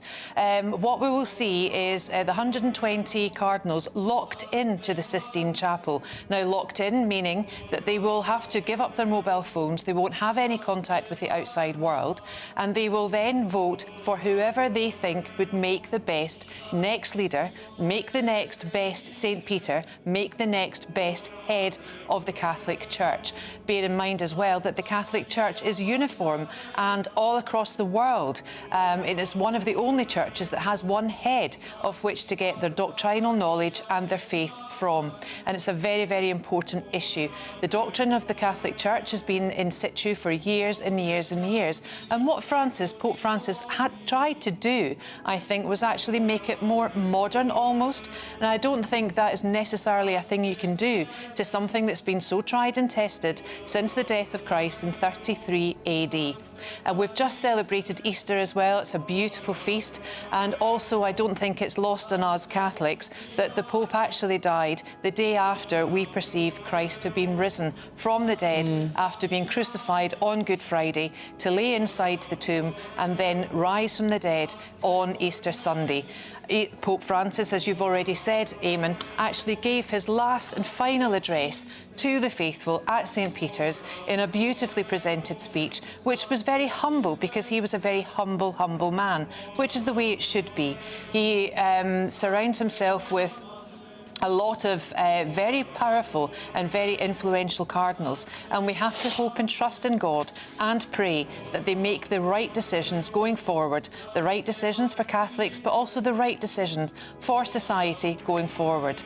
We often refer to Pope John Paul II, who's now beatified and made saint, JP2, who's actually buried in the crypt of St. Peter, near St. Peter's corporal remains in St. Peter's Basilica, and also Pope Benedict. So Pope John Paul II, we refer to him as Pope of the Soul. He was a very good, honest man who helped a lot of people, and some actually would say that he actually gave a good example of why celibacy within the Church is a very important thing and should be honoured. And also, so Pope Benedict is very much a scholar. He was very, very scholarly. His encyclicals were amazing. Fruit of the words of him can be drawn on so many societal norms, and so much the whole makeup of our society can be drawn in what he said. So we refer to him sometimes as Pope of the Head, Pope of the Mind, and then Pope Francis, Pope of the Heart. We heard Ellie speaking to 3 young Spanish students queuing up to see the corporal remains of Pope Francis at St. Peter's, which is about to lay in state for 3 whole days ahead of his funeral on Saturday. There's lots of reverence there.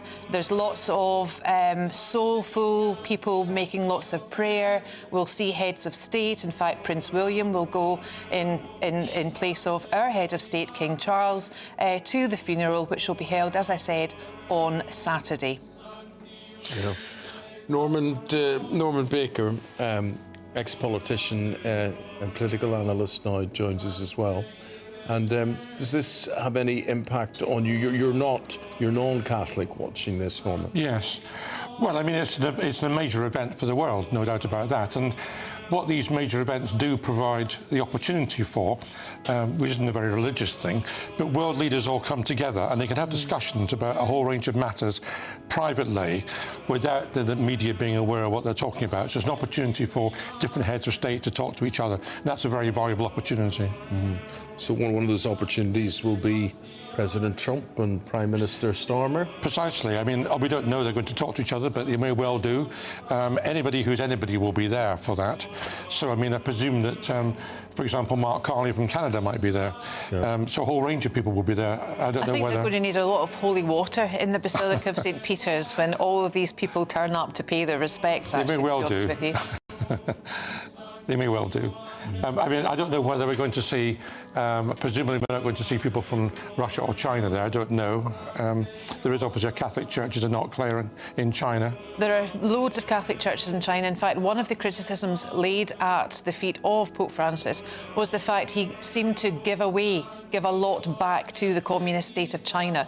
And what we're finding now is actually churches are moving in pictures, amongst others, of Chairman Mao, which goes against all the idolatry and all the praying and all the blessings and prayerfulness of Catholics in churches. We're not there to honour statesmen, we're not there to honour politicians, we're there to honour our faith and give up of ourselves in service, which is very important and often lacking in society today, to pray for the future, to pray for what we want and to pray for, you know, hope and love and trust and faith and all the virtues that are lacking, and we need to get them back. Well, I agree with that. I would just say that in terms of China, it's also the same with Tibet, where it's now illegal, effectively, to have a picture of the Dalai Lama, and Tibetan monasteries are required to have pictures of Xi Jinping instead.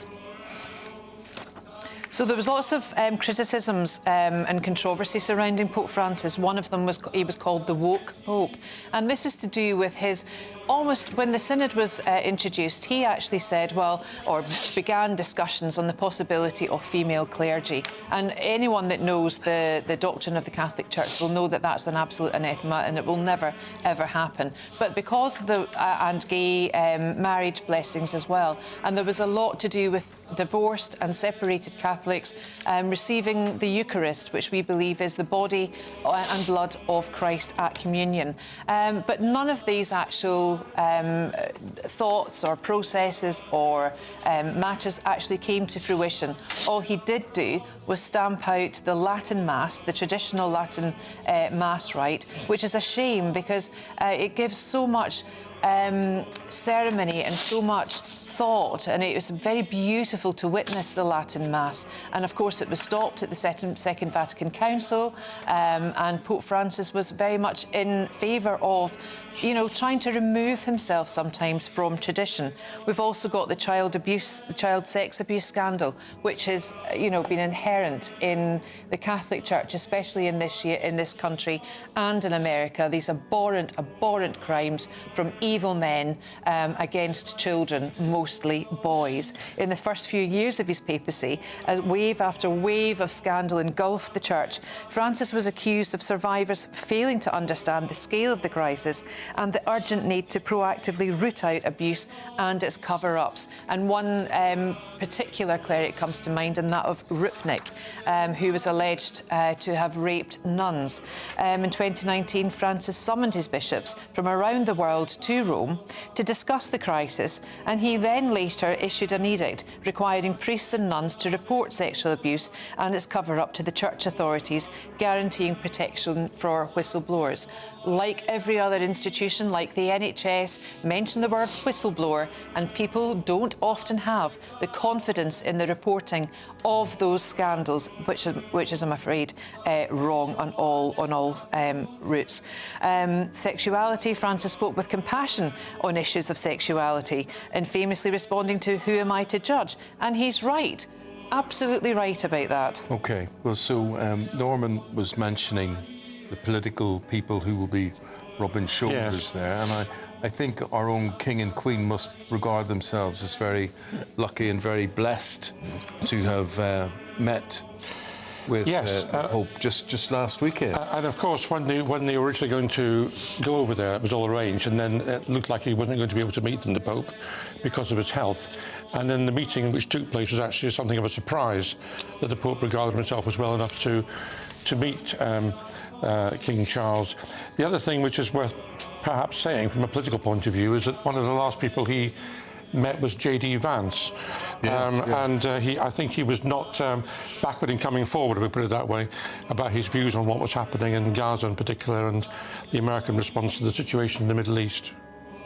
It was particularly poignant that J.D. Vance perhaps did manage to meet with Pope Francis, as he is a convert to Catholicism himself. Is he? Yes, he is. He wasn't born a Catholic. He then converted not long after his stint at Harvard. I think it was after he married Usha.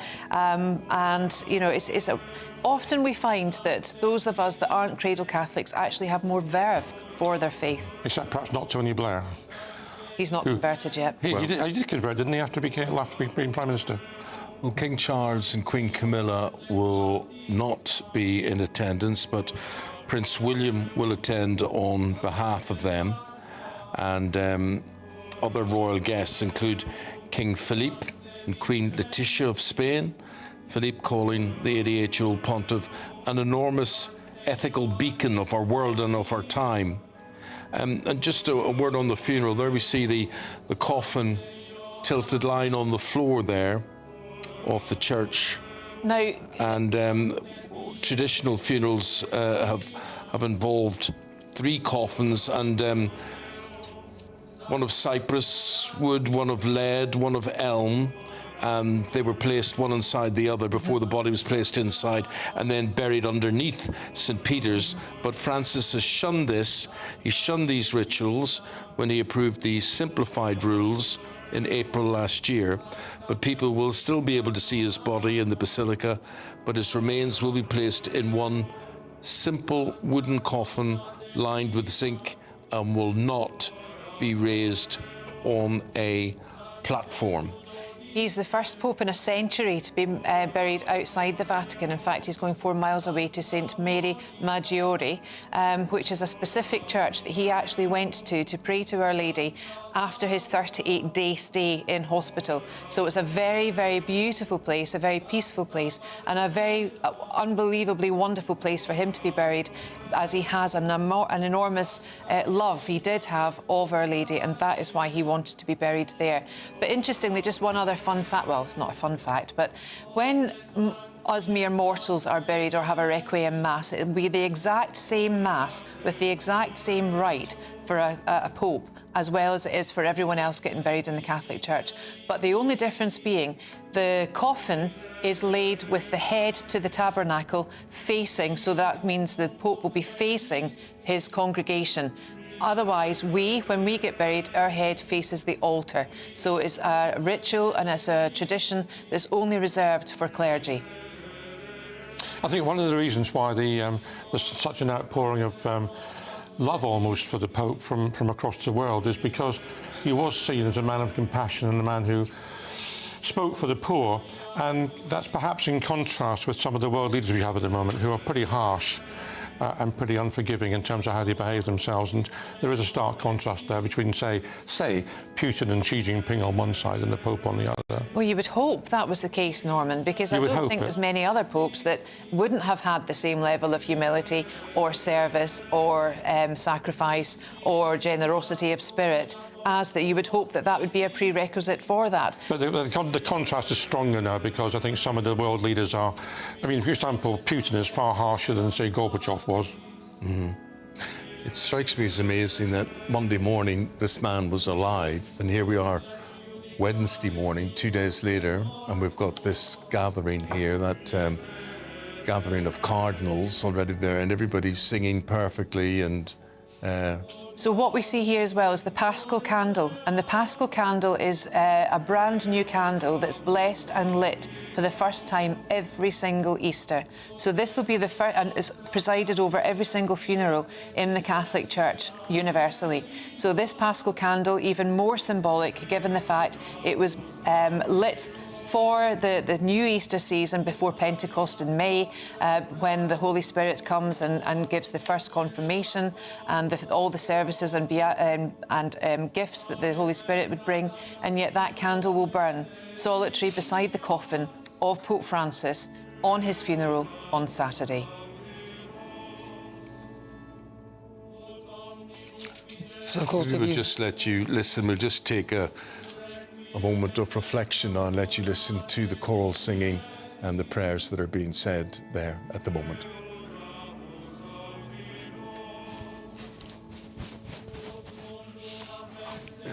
Okay, so of course, if you've just tuned in, this is GB News. We are observing Pope Francis. He's lying in state. We're bringing you live pictures. The event is apparently going to be starting at around about 9 o'clock this morning. And of course, many people coming to this event to come and see him for the last time before he is buried on Saturday. So this will take part over 3 days, where the public will be invited to come in and observe Pope Francis. But right now, we're joined by the Minister of State for Crime Policing and Fire, Dame Diana Johnson. Diana, thank you very much for joining us. Now, this morning we learned that the police who fail vetting will be sacked immediately. Interesting that they got to the state where they've been employed in any case. So tell me more about that, and also what your plans are to ensure that it doesn't happen again and we don't employ officers who are not good enough. So this is about vetting. So this is about officers, as you say, who are employed already. They have to go through vetting every few years, and if they move between particular police forces or change jobs, there's usually re-vetting. But what the procedure is at the moment is, if they don't fulfil the vetting procedure, there's no way of then dismissing them or getting rid of them. And that seems to me, and I think the public would agree, to be wrong. So this is about providing a way for chief constables to make sure if someone cannot hold vetting as a police officer, they can be dismissed. Of course, there is a right of appeal, because that has to be put in place, but it does provide that way of removing people who should not be within the police. And vetting is looking at the background of an individual and building a picture to see if they are a risk to the public or to colleagues. And if they can't hold vetting, then removing them from the police service. Okay. Diana, with all due respect, why has it taken so long to get to this stage? One would have thought, with all the scandals over the past 4 years, something would have been done much sooner about this. Absolutely, you're absolutely right. This should have been done far sooner. When Labour came in last July, we made very clear, the Home Secretary in October set out a whole series of steps to improve standards within policing. This is one measure. There are other measures that we will be bringing in the next few months, including strengthening the requirements around suspending officers where there are issues around domestic abuse or sexual offending.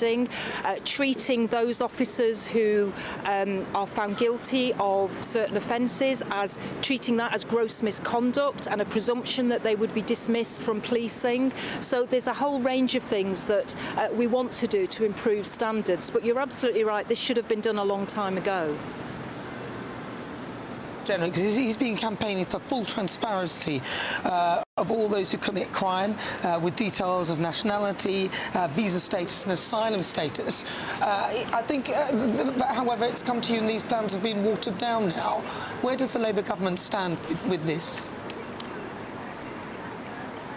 I'm sorry, I missed the beginning of that, but I think you're talking about the information being provided around offending. That's right, yeah. I'm asking you, where do you stand with that? Because Robert Jenrick wanted it on nationality, visa status and asylum status.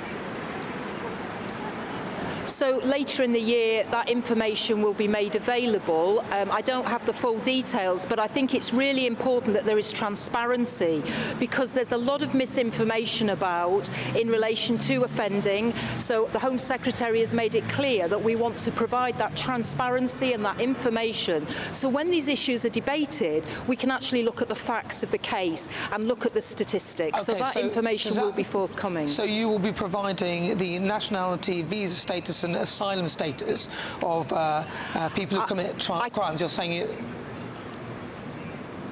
I haven't got the detail of exactly what's going to be published, but I'm certainly aware the nationality information will be provided. I'm not sure about the other issues. I can come back to you on that. OK, if you wouldn't mind, that would be good, Minister. Also, I wanted to ask you, are you pleased now with the Supreme Court ruling that biological sex will be king? Yes. Or Queen, even. Or Queen. Yes. Absolutely.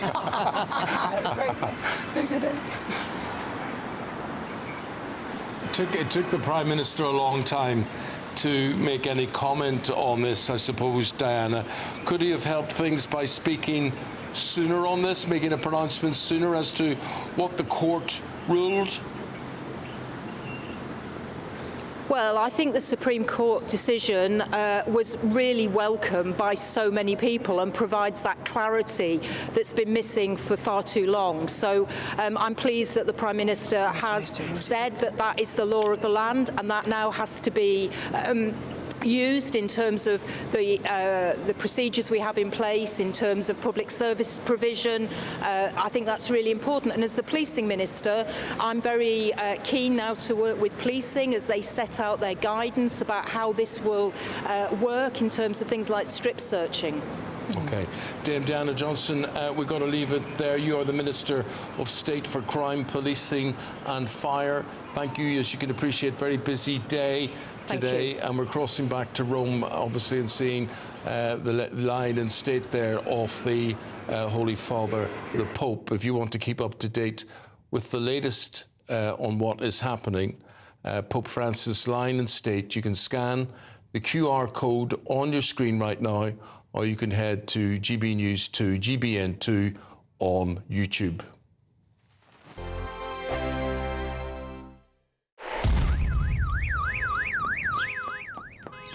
Crash Law 24 sponsors GB News Traffic and Travel Report. Good morning. This is the latest AI travel news from gbnews.com. Drivers on the A82 at Alcrioch, north of Crianlarich, face restrictions in both directions due to ongoing planned maintenance. On the M4 westbound between Junction 35 Pencode and Junction 37 Pyle, resurfacing work has closed the road, with diversions in place. In Cambridgeshire, an incident involving multiple cars on the A14 eastbound between Junction 33 Cambridge and Junction 35 Stowe-cum-Quay has resulted in all lanes being closed, with normal traffic expected this afternoon. For more travel news, go to gbnews.com. Crash Law 24 sponsors GB News Traffic and Travel Report. Courtesy of Marquis Leisure, you could be driving away with this brand new Elnag Baron 560 motorhome. It comfortably sleeps 4, comes with sky roof, integrated kitchen and bathroom, and is worth over £67,000. And that's not all, as we'll also give you a further £5,000 in tax-free cash to make sure that wherever this motorhome takes you, it takes you there in style. For another chance to win the lot, text WIN to 63225. One entry costs £2.50 plus one standard network rate message, or text BONUS to 63225. 5 entries cost £5 plus one standard network rate message. Go to gbnews.com/win. Entries start at £2.50. Call 0903 686 3232. Calls cost £2.50 plus your network access charge. Or post your name and number to GB13 PO Box 8690 Derby DE1 9TT. UK only. Entrance must be 18 or over. Lines close at 4 p.m. on the 6th of June. Please check the closing time if listening or watching on demand. Good luck. This is Britain's Newsroom, where your voice matters. It's just astonishing. With expert analysis and honest opinion, we don't just keep you informed. We bring you unique perspectives you won't see anywhere else. Can't argue with any of that. When the news happens, it happens here. On Britain's Newsroom, weekdays from 9:30 a.m. Only on GB News.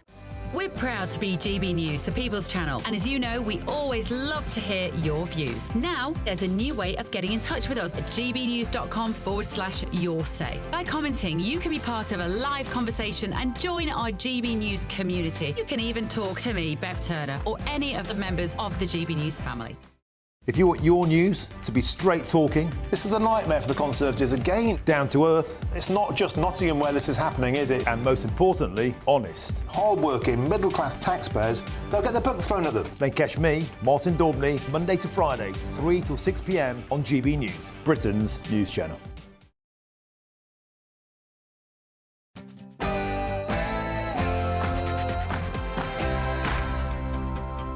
Hello there. Very good morning to you. You're listening to the conclave gathered in that church at St. Peter's Basilica, where the body of Pope Francis is lying in state.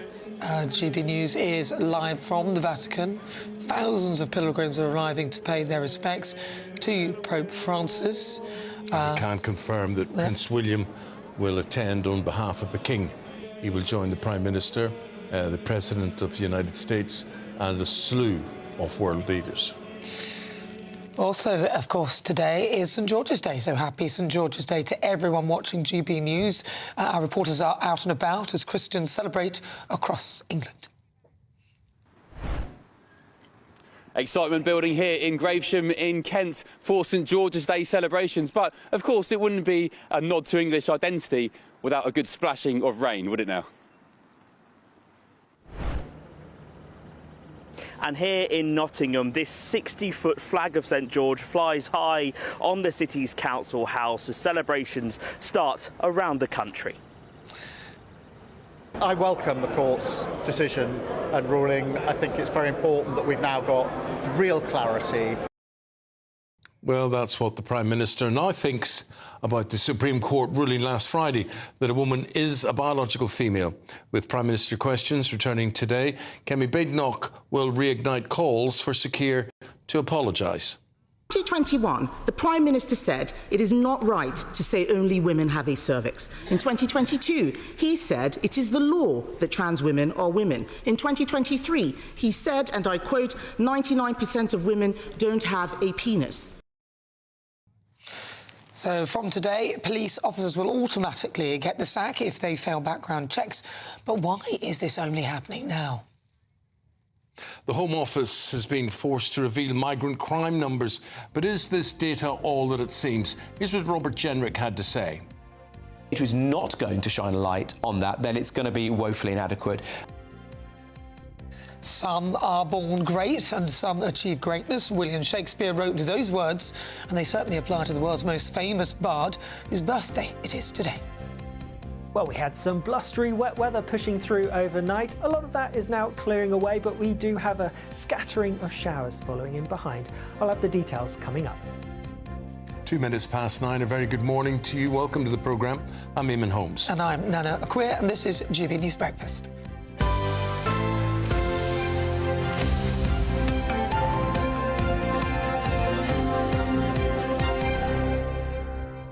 So much happening today. There's the Pope, his body lying in state. There is William Shakespeare's birthday today, and it is St George's Day as well. Isn't it also Louis's birthday today? Little Louis, yes. You know. Really? Yes. There you go. Ah, he's very cute. Okay. So if you have any stories to tell, if you have any way you want us to celebrate that, let us know today.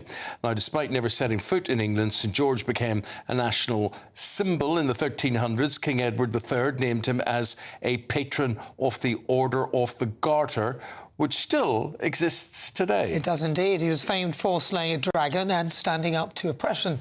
St George was tortured and executed for defending persecuted Christians, becoming a symbol of courage and faith around the world. Well, to mark this special day, we have people right across the country, including our reporter Jack Carson, who's in Nottingham, and GB News presenter Ben Leo, who's in Gravesham. Good morning, gentlemen. Good morning. Good morning. Good morning to you both. All right, Jack, so talk to me. Any big festivities where you are?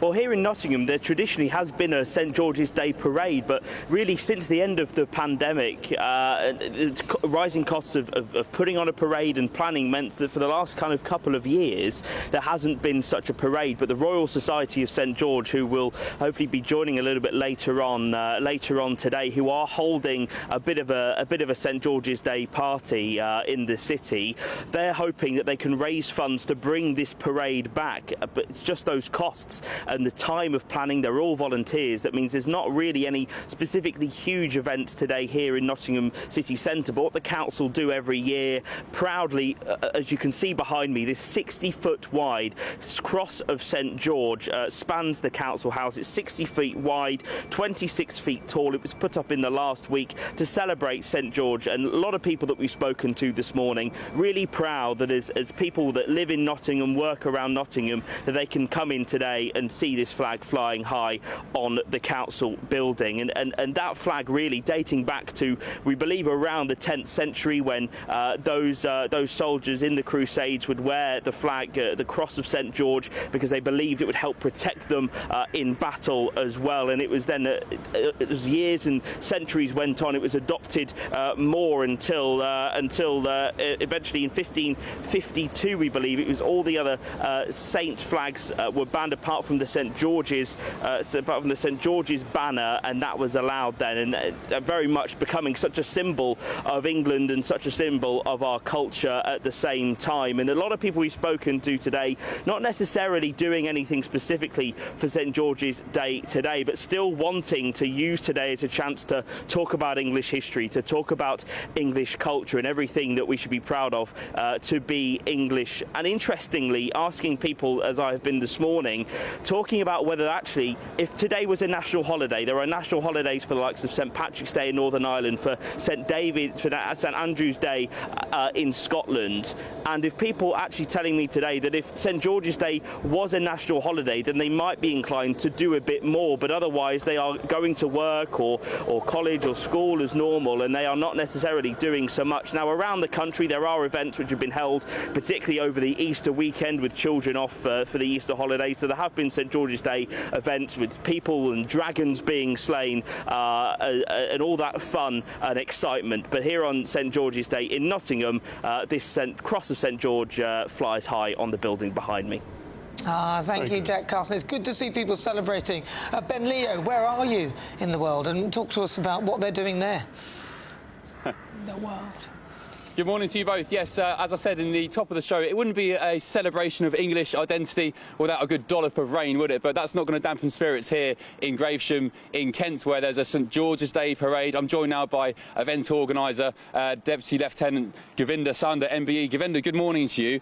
The rain won't dampen celebrations, will it? Because there's a big day planned. It certainly won't. Look, we've been doing this St George's Day celebrations about 20 years now. The first one, it absolutely poured down, and we're such a great response. We've been carrying on ever since. What can we expect today? I hear there's fire-breathing dragons making appearances, plenty of school children joining the parade as well. Yep. Dragons, St George, brass bands, schools, faith groups, community groups, everyone coming together to celebrate St George's Day and celebrate what it means to be English today in 2025. And what does it mean to be English, do you think, today in 2025? Well, I think it's about tolerance, it's about respect, it's about communities coming together. That's what makes us as a country great. It's what makes us English, and I think today you'll see that Englishness at its full force. Lovely. Look forward to it. A big day planned here in Gravesham in Kent. And Nana and Eamonn and the viewers back home, I'm not sure if you saw Sir Keir Starmer's comments last night talking about how he plans to wrench back the St George's flag from, as he describes, those who want to divide us. Hopefully that includes the likes of his Labour colleague Emily Thornberry as well. OK, interesting point, interesting point. We have an actor who's coming into the studio to help us celebrate thank you, Ben. Shakespeare's birthday. Yes. And he's going to be giving us some examples of the great bard's work to mark St George's Day here. But right now, it is our biggest giveaway to date, and it's your chance to win a motorhome worth over £67,000 and £5,000 in tax-free cash. Imagine all the places you could go. Indeed, especially if you drew a big St George's cross on it. It'll be a showstopper. Here we go. But it could be... Courtesy of Marquis Leisure, you could be driving away with this brand new Elnag Baron 560 motorhome. It comfortably sleeps 4, comes with sky roof, integrated kitchen and bathroom, and is worth over £67,000. And that's not all, as we'll also give you a further £5,000 in tax-free cash to make sure that wherever this motorhome takes you, it takes you there in style. For another chance to win the lot, text WIN to 63225. One entry costs £2.50 plus one standard network rate message, or text bonus to 63225. 5 entries cost £5 plus one standard network rate message. Go to gbnews.com/win. Entries start at £2.50. Call 0903 686 3232. Calls cost £2.50 plus your network access charge. Or post your name and number to GB13 PO Box 8690 Derby DE1 9TT. UK only. Entrance must be 18 or over. Lines close at 4 p.m. on the 6th of June. Please check the closing time if listening or watching on demand. Good luck. Indeed, good luck. Still to come, it's William Shakespeare's birthday, so we've got a very special guest. We few, we happy few, we band of brothers, for he who sheds his blood with me today shall be my brother. Be him so vile, the events of this day shall gentle his condition. And gentlemen in England now abed shall think themselves accursed that they are not here, and hold their manhoods cheap whilst any speaks who fought with us upon St. Crispin's Day. Westminster, the ultimate clique. And you're fighting like rats in a sack. But here on the Camilla Tominey Show, we ask the questions the establishment media is too scared to ask. OK, let me ask you a straight question, because I know you're a straight-talking politician. Whether it's net zero, illegal immigration or law and order, nothing is off-limits. You had the power then. Yeah, as I and say, now you've lost it. That's the Camilla Tominey Show, a politics show that's fearless. But no, let me finish my question if you don't mind, because it is my show. Sundays at 9:30, only on GB News, the People's Channel, Britain's news channel. Good Afternoon Britain isn't just about us. The wonderful thing about this programme is it's about everyone watching. It's an interactive programme. Well, there absolutely is something to see here, and we're going to be talking about it more. Whether it's breaking royal news, please bring us up to date, or indeed a particularly punchy speech in the House of Commons. Very, very curious. We bring it to you live, and then we bring you live reaction as well. That's Good Afternoon Britain, weekdays from midday. Only on GB News, the People's Channel, Britain's news channel. The royal family is an enduring symbol of tradition, unity and pride for Britain. At GB News, we celebrate what makes this country great. In our new Royal Newsletter series, you can join me, Cameron Walker, for Inside the Palace, an exclusive look every week that takes you beyond the gates and brings you the very latest from those at the heart of the monarchy.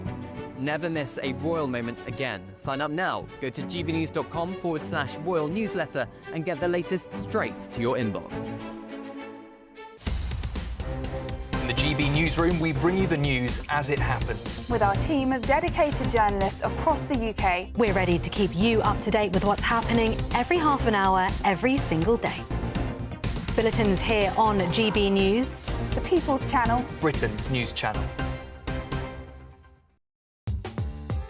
I'm Christopher Hope. From pop stars to politicians, I'll interview anybody in a pub who's got a political opinion. Join me every Friday on Spotify, Apple Podcasts, YouTube or gbnews.com, or wherever you get your podcasts. This is GB News, the People's Channel. If you want your news to be straight talking, this is a nightmare for the Conservatives again. Down to earth. It's not just Nottingham where this is happening, is it? And most importantly, honest. Hard-working, middle-class taxpayers, they'll get their book thrown at them. Then catch me, Martin Daubney, Monday to Friday, 3 till 6 p.m. on GB News, Britain's news channel. This is Britain's Newsroom, where your voice matters. It's just astonishing. With expert analysis and honest opinion, we don't just keep you informed. We bring you unique perspectives you won't see anywhere else. Can't argue with any of that. When the news happens, it happens here. On Britain's Newsroom, weekdays from 9:30 a.m. Only on GB News.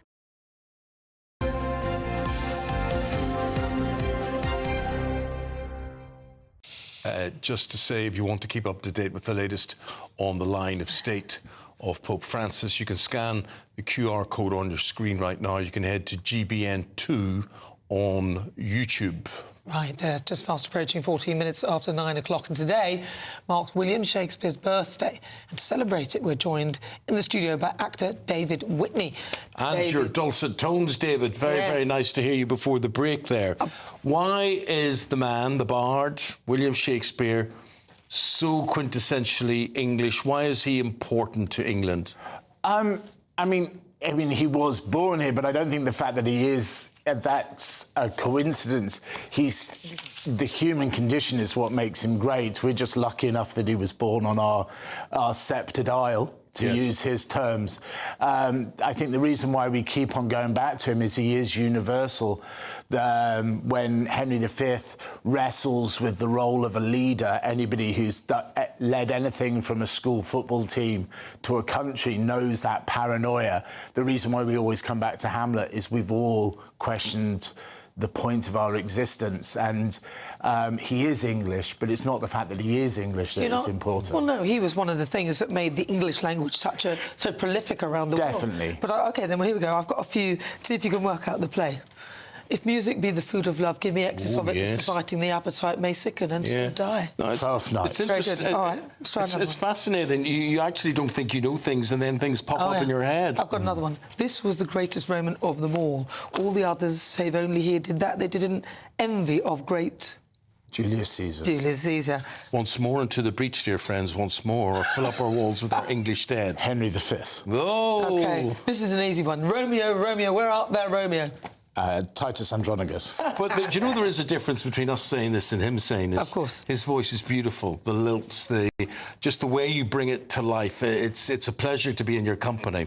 Now, what would you like to sum up? What would you like to perform for us now that says Shakespeare to you? Well, I think let's go for the big one. Let's go for Hamlet himself, the personification of, as I said, the human condition. I have this pet theory about Hamlet that the reason why no one ever does an accent for Hamlet is because we are all Hamlet. So if you play Hamlet, you strip off masks, you don't put them on. So a little bit of to be or not to be, why not? OK, let's hear. To be or not to be, that is the question. Whether it is nobler in the mind to suffer the slings and arrows of outrageous fortune, or to take arms against the sea of troubles, and by so end them, to die, to sleep no more, and by a sleep to say we end the heartache and the thousand natural shocks that flesh is heir to. 'Tis a consummation, devoutly to be wished, to die, to sleep,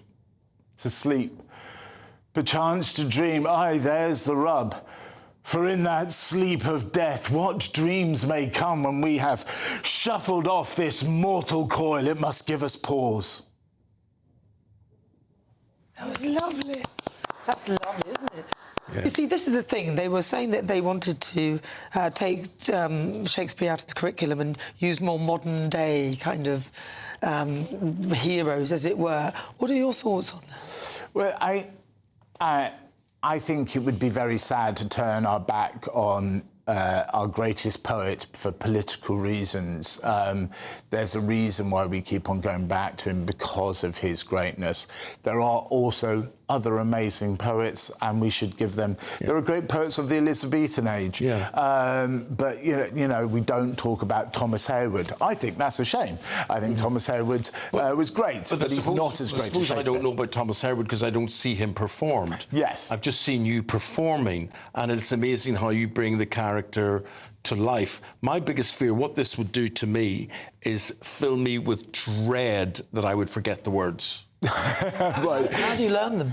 Well, I mean, just repetition, you know, personal study, going over and over the text until, you know, there's an old adage that there's no subtext in Shakespeare. In poetry, everything is in the words. If you do Chekhov, everything is what is not spoken. Yeah. I may be asking for a cup of tea, but I'm actually talking about the class difference between a serf and gentry.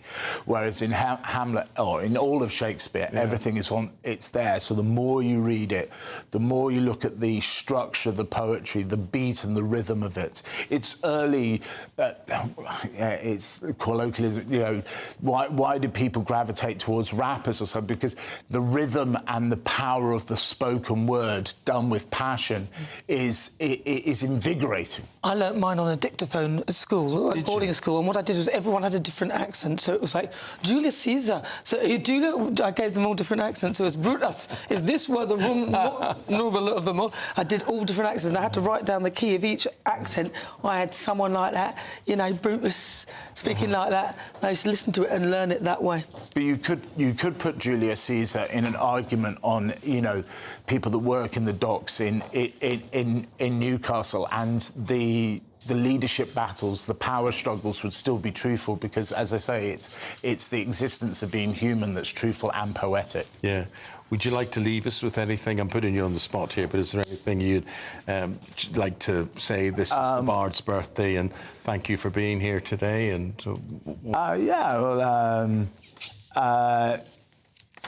my favourite line from Shakespeare and Julius Caesar, when Ulysses in Troilus and Cressida is trying to persuade Achilles to go back to war, is my favourite line, and I think it's a great line for everybody to live by. Perseverance, dear my lord, keeps honour bright. Thank you for having a bright honour with us, David Whitney. An absolute pleasure to hear from you on this. Thank you very much. April 23rd, Shakespeare's birthday. And also St George's Day. Thank you very much. Thank you. Were you any good at Shakespeare at school? Well, that was very nice, wasn't it? Now we'll lower the tone. Bit of class. Now we're back, a little bit of class. I wasn't very good at Shakespeare. Were you not? No. Romeo, I loved Romeo and Juliet. That's nice. I did love that. Yeah. Star-crossed lovers and all that. Yeah. And then I go through it again with my kids being at school now and doing all of those for GCSEs, and they struggle with the language, don't we? They still do. Right, what have we got on the show today? We are going to be doing more St George's Day. I want to know from you at home, what would you eat, drink? What should be emblematic of today? What traditions should we have? Quite right that we're marking it, because it is ignored. And the Prime Minister did have his St George's Day reception last night. They finally got round to putting the flag up this morning. Should it be a bank holiday, do you think? Or is that going too far? Quite a lot, haven't we? Yeah, got quite a bit. And then what about St David's Day in Wales? What one and St Andrew's Day in Scotland? But it really... Well, I think we have one in Ireland. I think we have a public holiday there. You do? Yeah. But it does raise the issue, doesn't it? The fact that a lot of us didn't even know it was St George's Day today. My kids didn't know. My other half didn't know. It raises the issue about who we are as the English, and why do we have such guilt about who we are? Why can't we own our identity? Yeah, why shouldn't and why did because we allow... we really don't. And of course the big row. You just don't want it enough, that's what I would say. Yeah. I would say in Ireland there would be absolute civil war if they cancel St Patrick's Day or whatever. And it means everything, not just about being Irish, it means being friendly to everyone and saying we are Irish and you can be part of us today. It's just a shame that St George's, was he Turkish? Yeah, was. Not sure he even set foot in this sceptred island. No. Have you been watching? There's some debate. Have you been watching the line in state of Pope Francis there? It's amazing how they've choreographed that and got it all together so quickly. And he's not on a raised pulpit or whatever they call it. His body's on the ground. He's on the ground. Yeah, one of us, part of the people. I think it's very moving. I have to say I find it fascinating, but I don't find it moving. I'm not a Catholic. I do find what human beings do with these events really interesting in terms of who we are as people. If you want to watch this, by the way, you can do the QR code, can't you, on the screen if you want to watch this non-stop. But the ceremonial aspects of this is gripping. The fact that we're talking about Shakespeare and theatrics, like the theatrical element of this is... Amazing. Is absolutely amazing. Well, it's choreographed like the passing of a monarch. Yeah, exactly. Yeah. It's exactly the same. Yeah. But we're not just going to be talking about the Pope this morning. We've got a really packed show. We're also going to have a debate about the fact that Donald Trump in America is talking about paying women to have children and giving medals for motherhood. If you have more than 5 children, you get a medal of motherhood. Is that a good idea? You probably feel you should have a medal, really, for what you've done so far. Every mother should have a medal. I should have a medal for presenting with babies. He's delighted that I'm back. I'm very rested. I had a lovely long Easter break. I love Easter. Yeah. I had the best time. I love Easter. I love Easter more than Christmas. And you had your children around you. Yeah, I had the children, Yeah. ate loads of chocolate, saw all the family, had lovely walks. It's like Christmas, but without the pressure to buy presents. Yeah. Fabulous. Yeah. I suppose so. Well, you two have a very good show from 9:30 today. We will say goodbye to you. We'll say thank you very much indeed Thank for you. watching I'm today. back tomorrow. And what else have you got to do? We've got to go to the weather. Are we early? Are we early? Oh. We've got to keep... you've got to read that out. As I say, what I do really want to know, gbnews.com/you'll say how we should celebrate St George's Day. Right. What is emblematic of being English to you? And we've got a fantastic show ahead of us, so don't go anywhere. Eamonn on St Patrick's Day will have his shamrock on, won't you? Absolutely.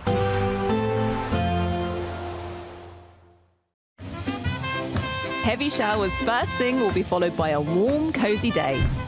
Boxed boilers, sponsors of weather on GB News. Good morning, here's your GB News weather forecast coming to you from the Met Office. It was a bit of a wet start for some of us this morning, some heavy rain around, even a bit of spray on the roads. But a lot of that rain is now clearing away to the east. East Anglia clinging on to a bit of wet weather for a little while yet. But behind that heavy persistent rain, we do have a few showers around across parts of Scotland, maybe northern England. Some of them could be on the heavy side, but some decent bright or sunny spells here mixed in between the showers. Elsewhere, perhaps a bit more cloud around and the showers not looking as heavy. Temperatures around average for the time of year. If you get any sunshine, feeling pleasantly warm, but under the cloud, markedly fresher. Then as we head through this evening, well, not a huge amount changes. We're still going to have quite a few showers across parts of Scotland. Not everywhere will see the showers. By their very nature, they're going to be hit and miss. So you may catch one. It could be a bit of a downpour, or you may stay completely dry. But nonetheless, there will be a few showers across parts of Scotland, even a few showers across parts of Northern Ireland, and some perhaps across parts of England and Wales. But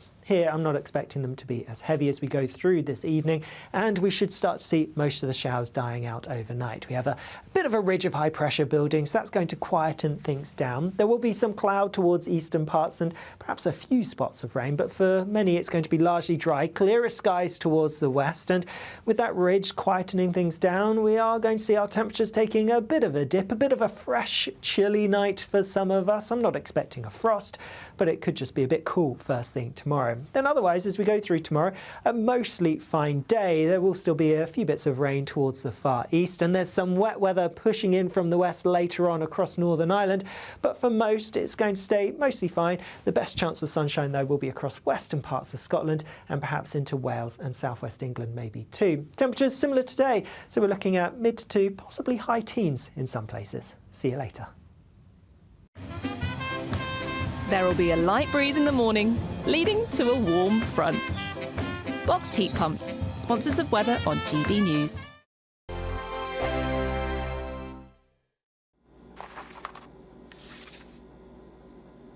Crash Law 24 sponsors GB News Traffic and Travel Report. Good morning, this is the latest AI travel news from gbnews.com. In Surrey, on the M25 anti-clockwise, 2 lanes are closed between Junction 8 and Junction 7 due to a vehicle fire, causing a 40-minute delay. Expect normal conditions after 12:30 this afternoon. In Worcestershire, the M42 northbound is facing congestion between Junction 2 and Junction 3, resulting in delays. In Devon, on the M5 southbound at Junction 30, a traffic collision has shut 1 lane. Drivers are advised to exercise caution in affected areas and consider alternate routes. For more travel news, go to gbnews.com. Crash Law 24 sponsors GB News Traffic and Travel Report. Dubes & Co. Weekdays from 6 p.m. This is the sport of fencing. A female competitor who has been asked to fence a trans competitor takes the knee and shows her opponent some respect, but says the following: "I'm sorry, I cannot do this. I am a woman, and this is a man, and this is a woman's tournament, and I will not fence this individual. The female athlete was then shown the black card and was disqualified. The fencing authority, they're saying that they've got a transgender and non-binary athlete policy. It was designed to expand across to the sport of fencing to create inclusive and safe spaces. They say that it's based on the principle that everyone should have the ability to participate in sports, and ultimately they will always err on the side of inclusion. Kelvin McKenzie, I was so proud of that girl because she's going to get a monumental backlash now, believe you me. I've never understood why more female athletes have not turned around and said, with respect, you know, with dignity, I respect you as a person, but as a sporting competitor, this is not fair and therefore I shall not partake. Yes.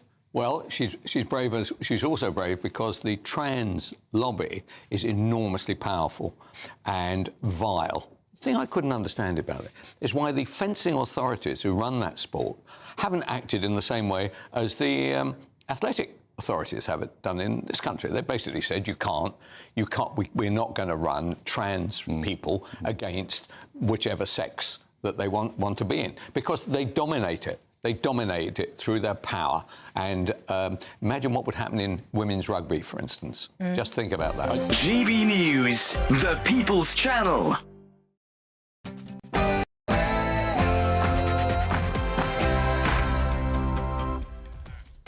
Good morning, 9:30 on Wednesday, the 23rd of April, live across the UK, Britain's newsroom with Andrew Pearce and Bev Turner. Very good morning. So the Prime Minister has celebrated St George's Day with Gary Lineker, comedian Rob Beckett and other famous faces at Downing Street. But how are you celebrating and what traditions, food and drink do you think should represent today? Let us know your ideas.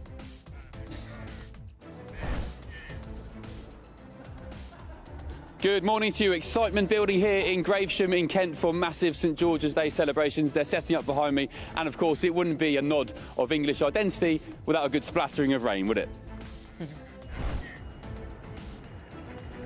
And here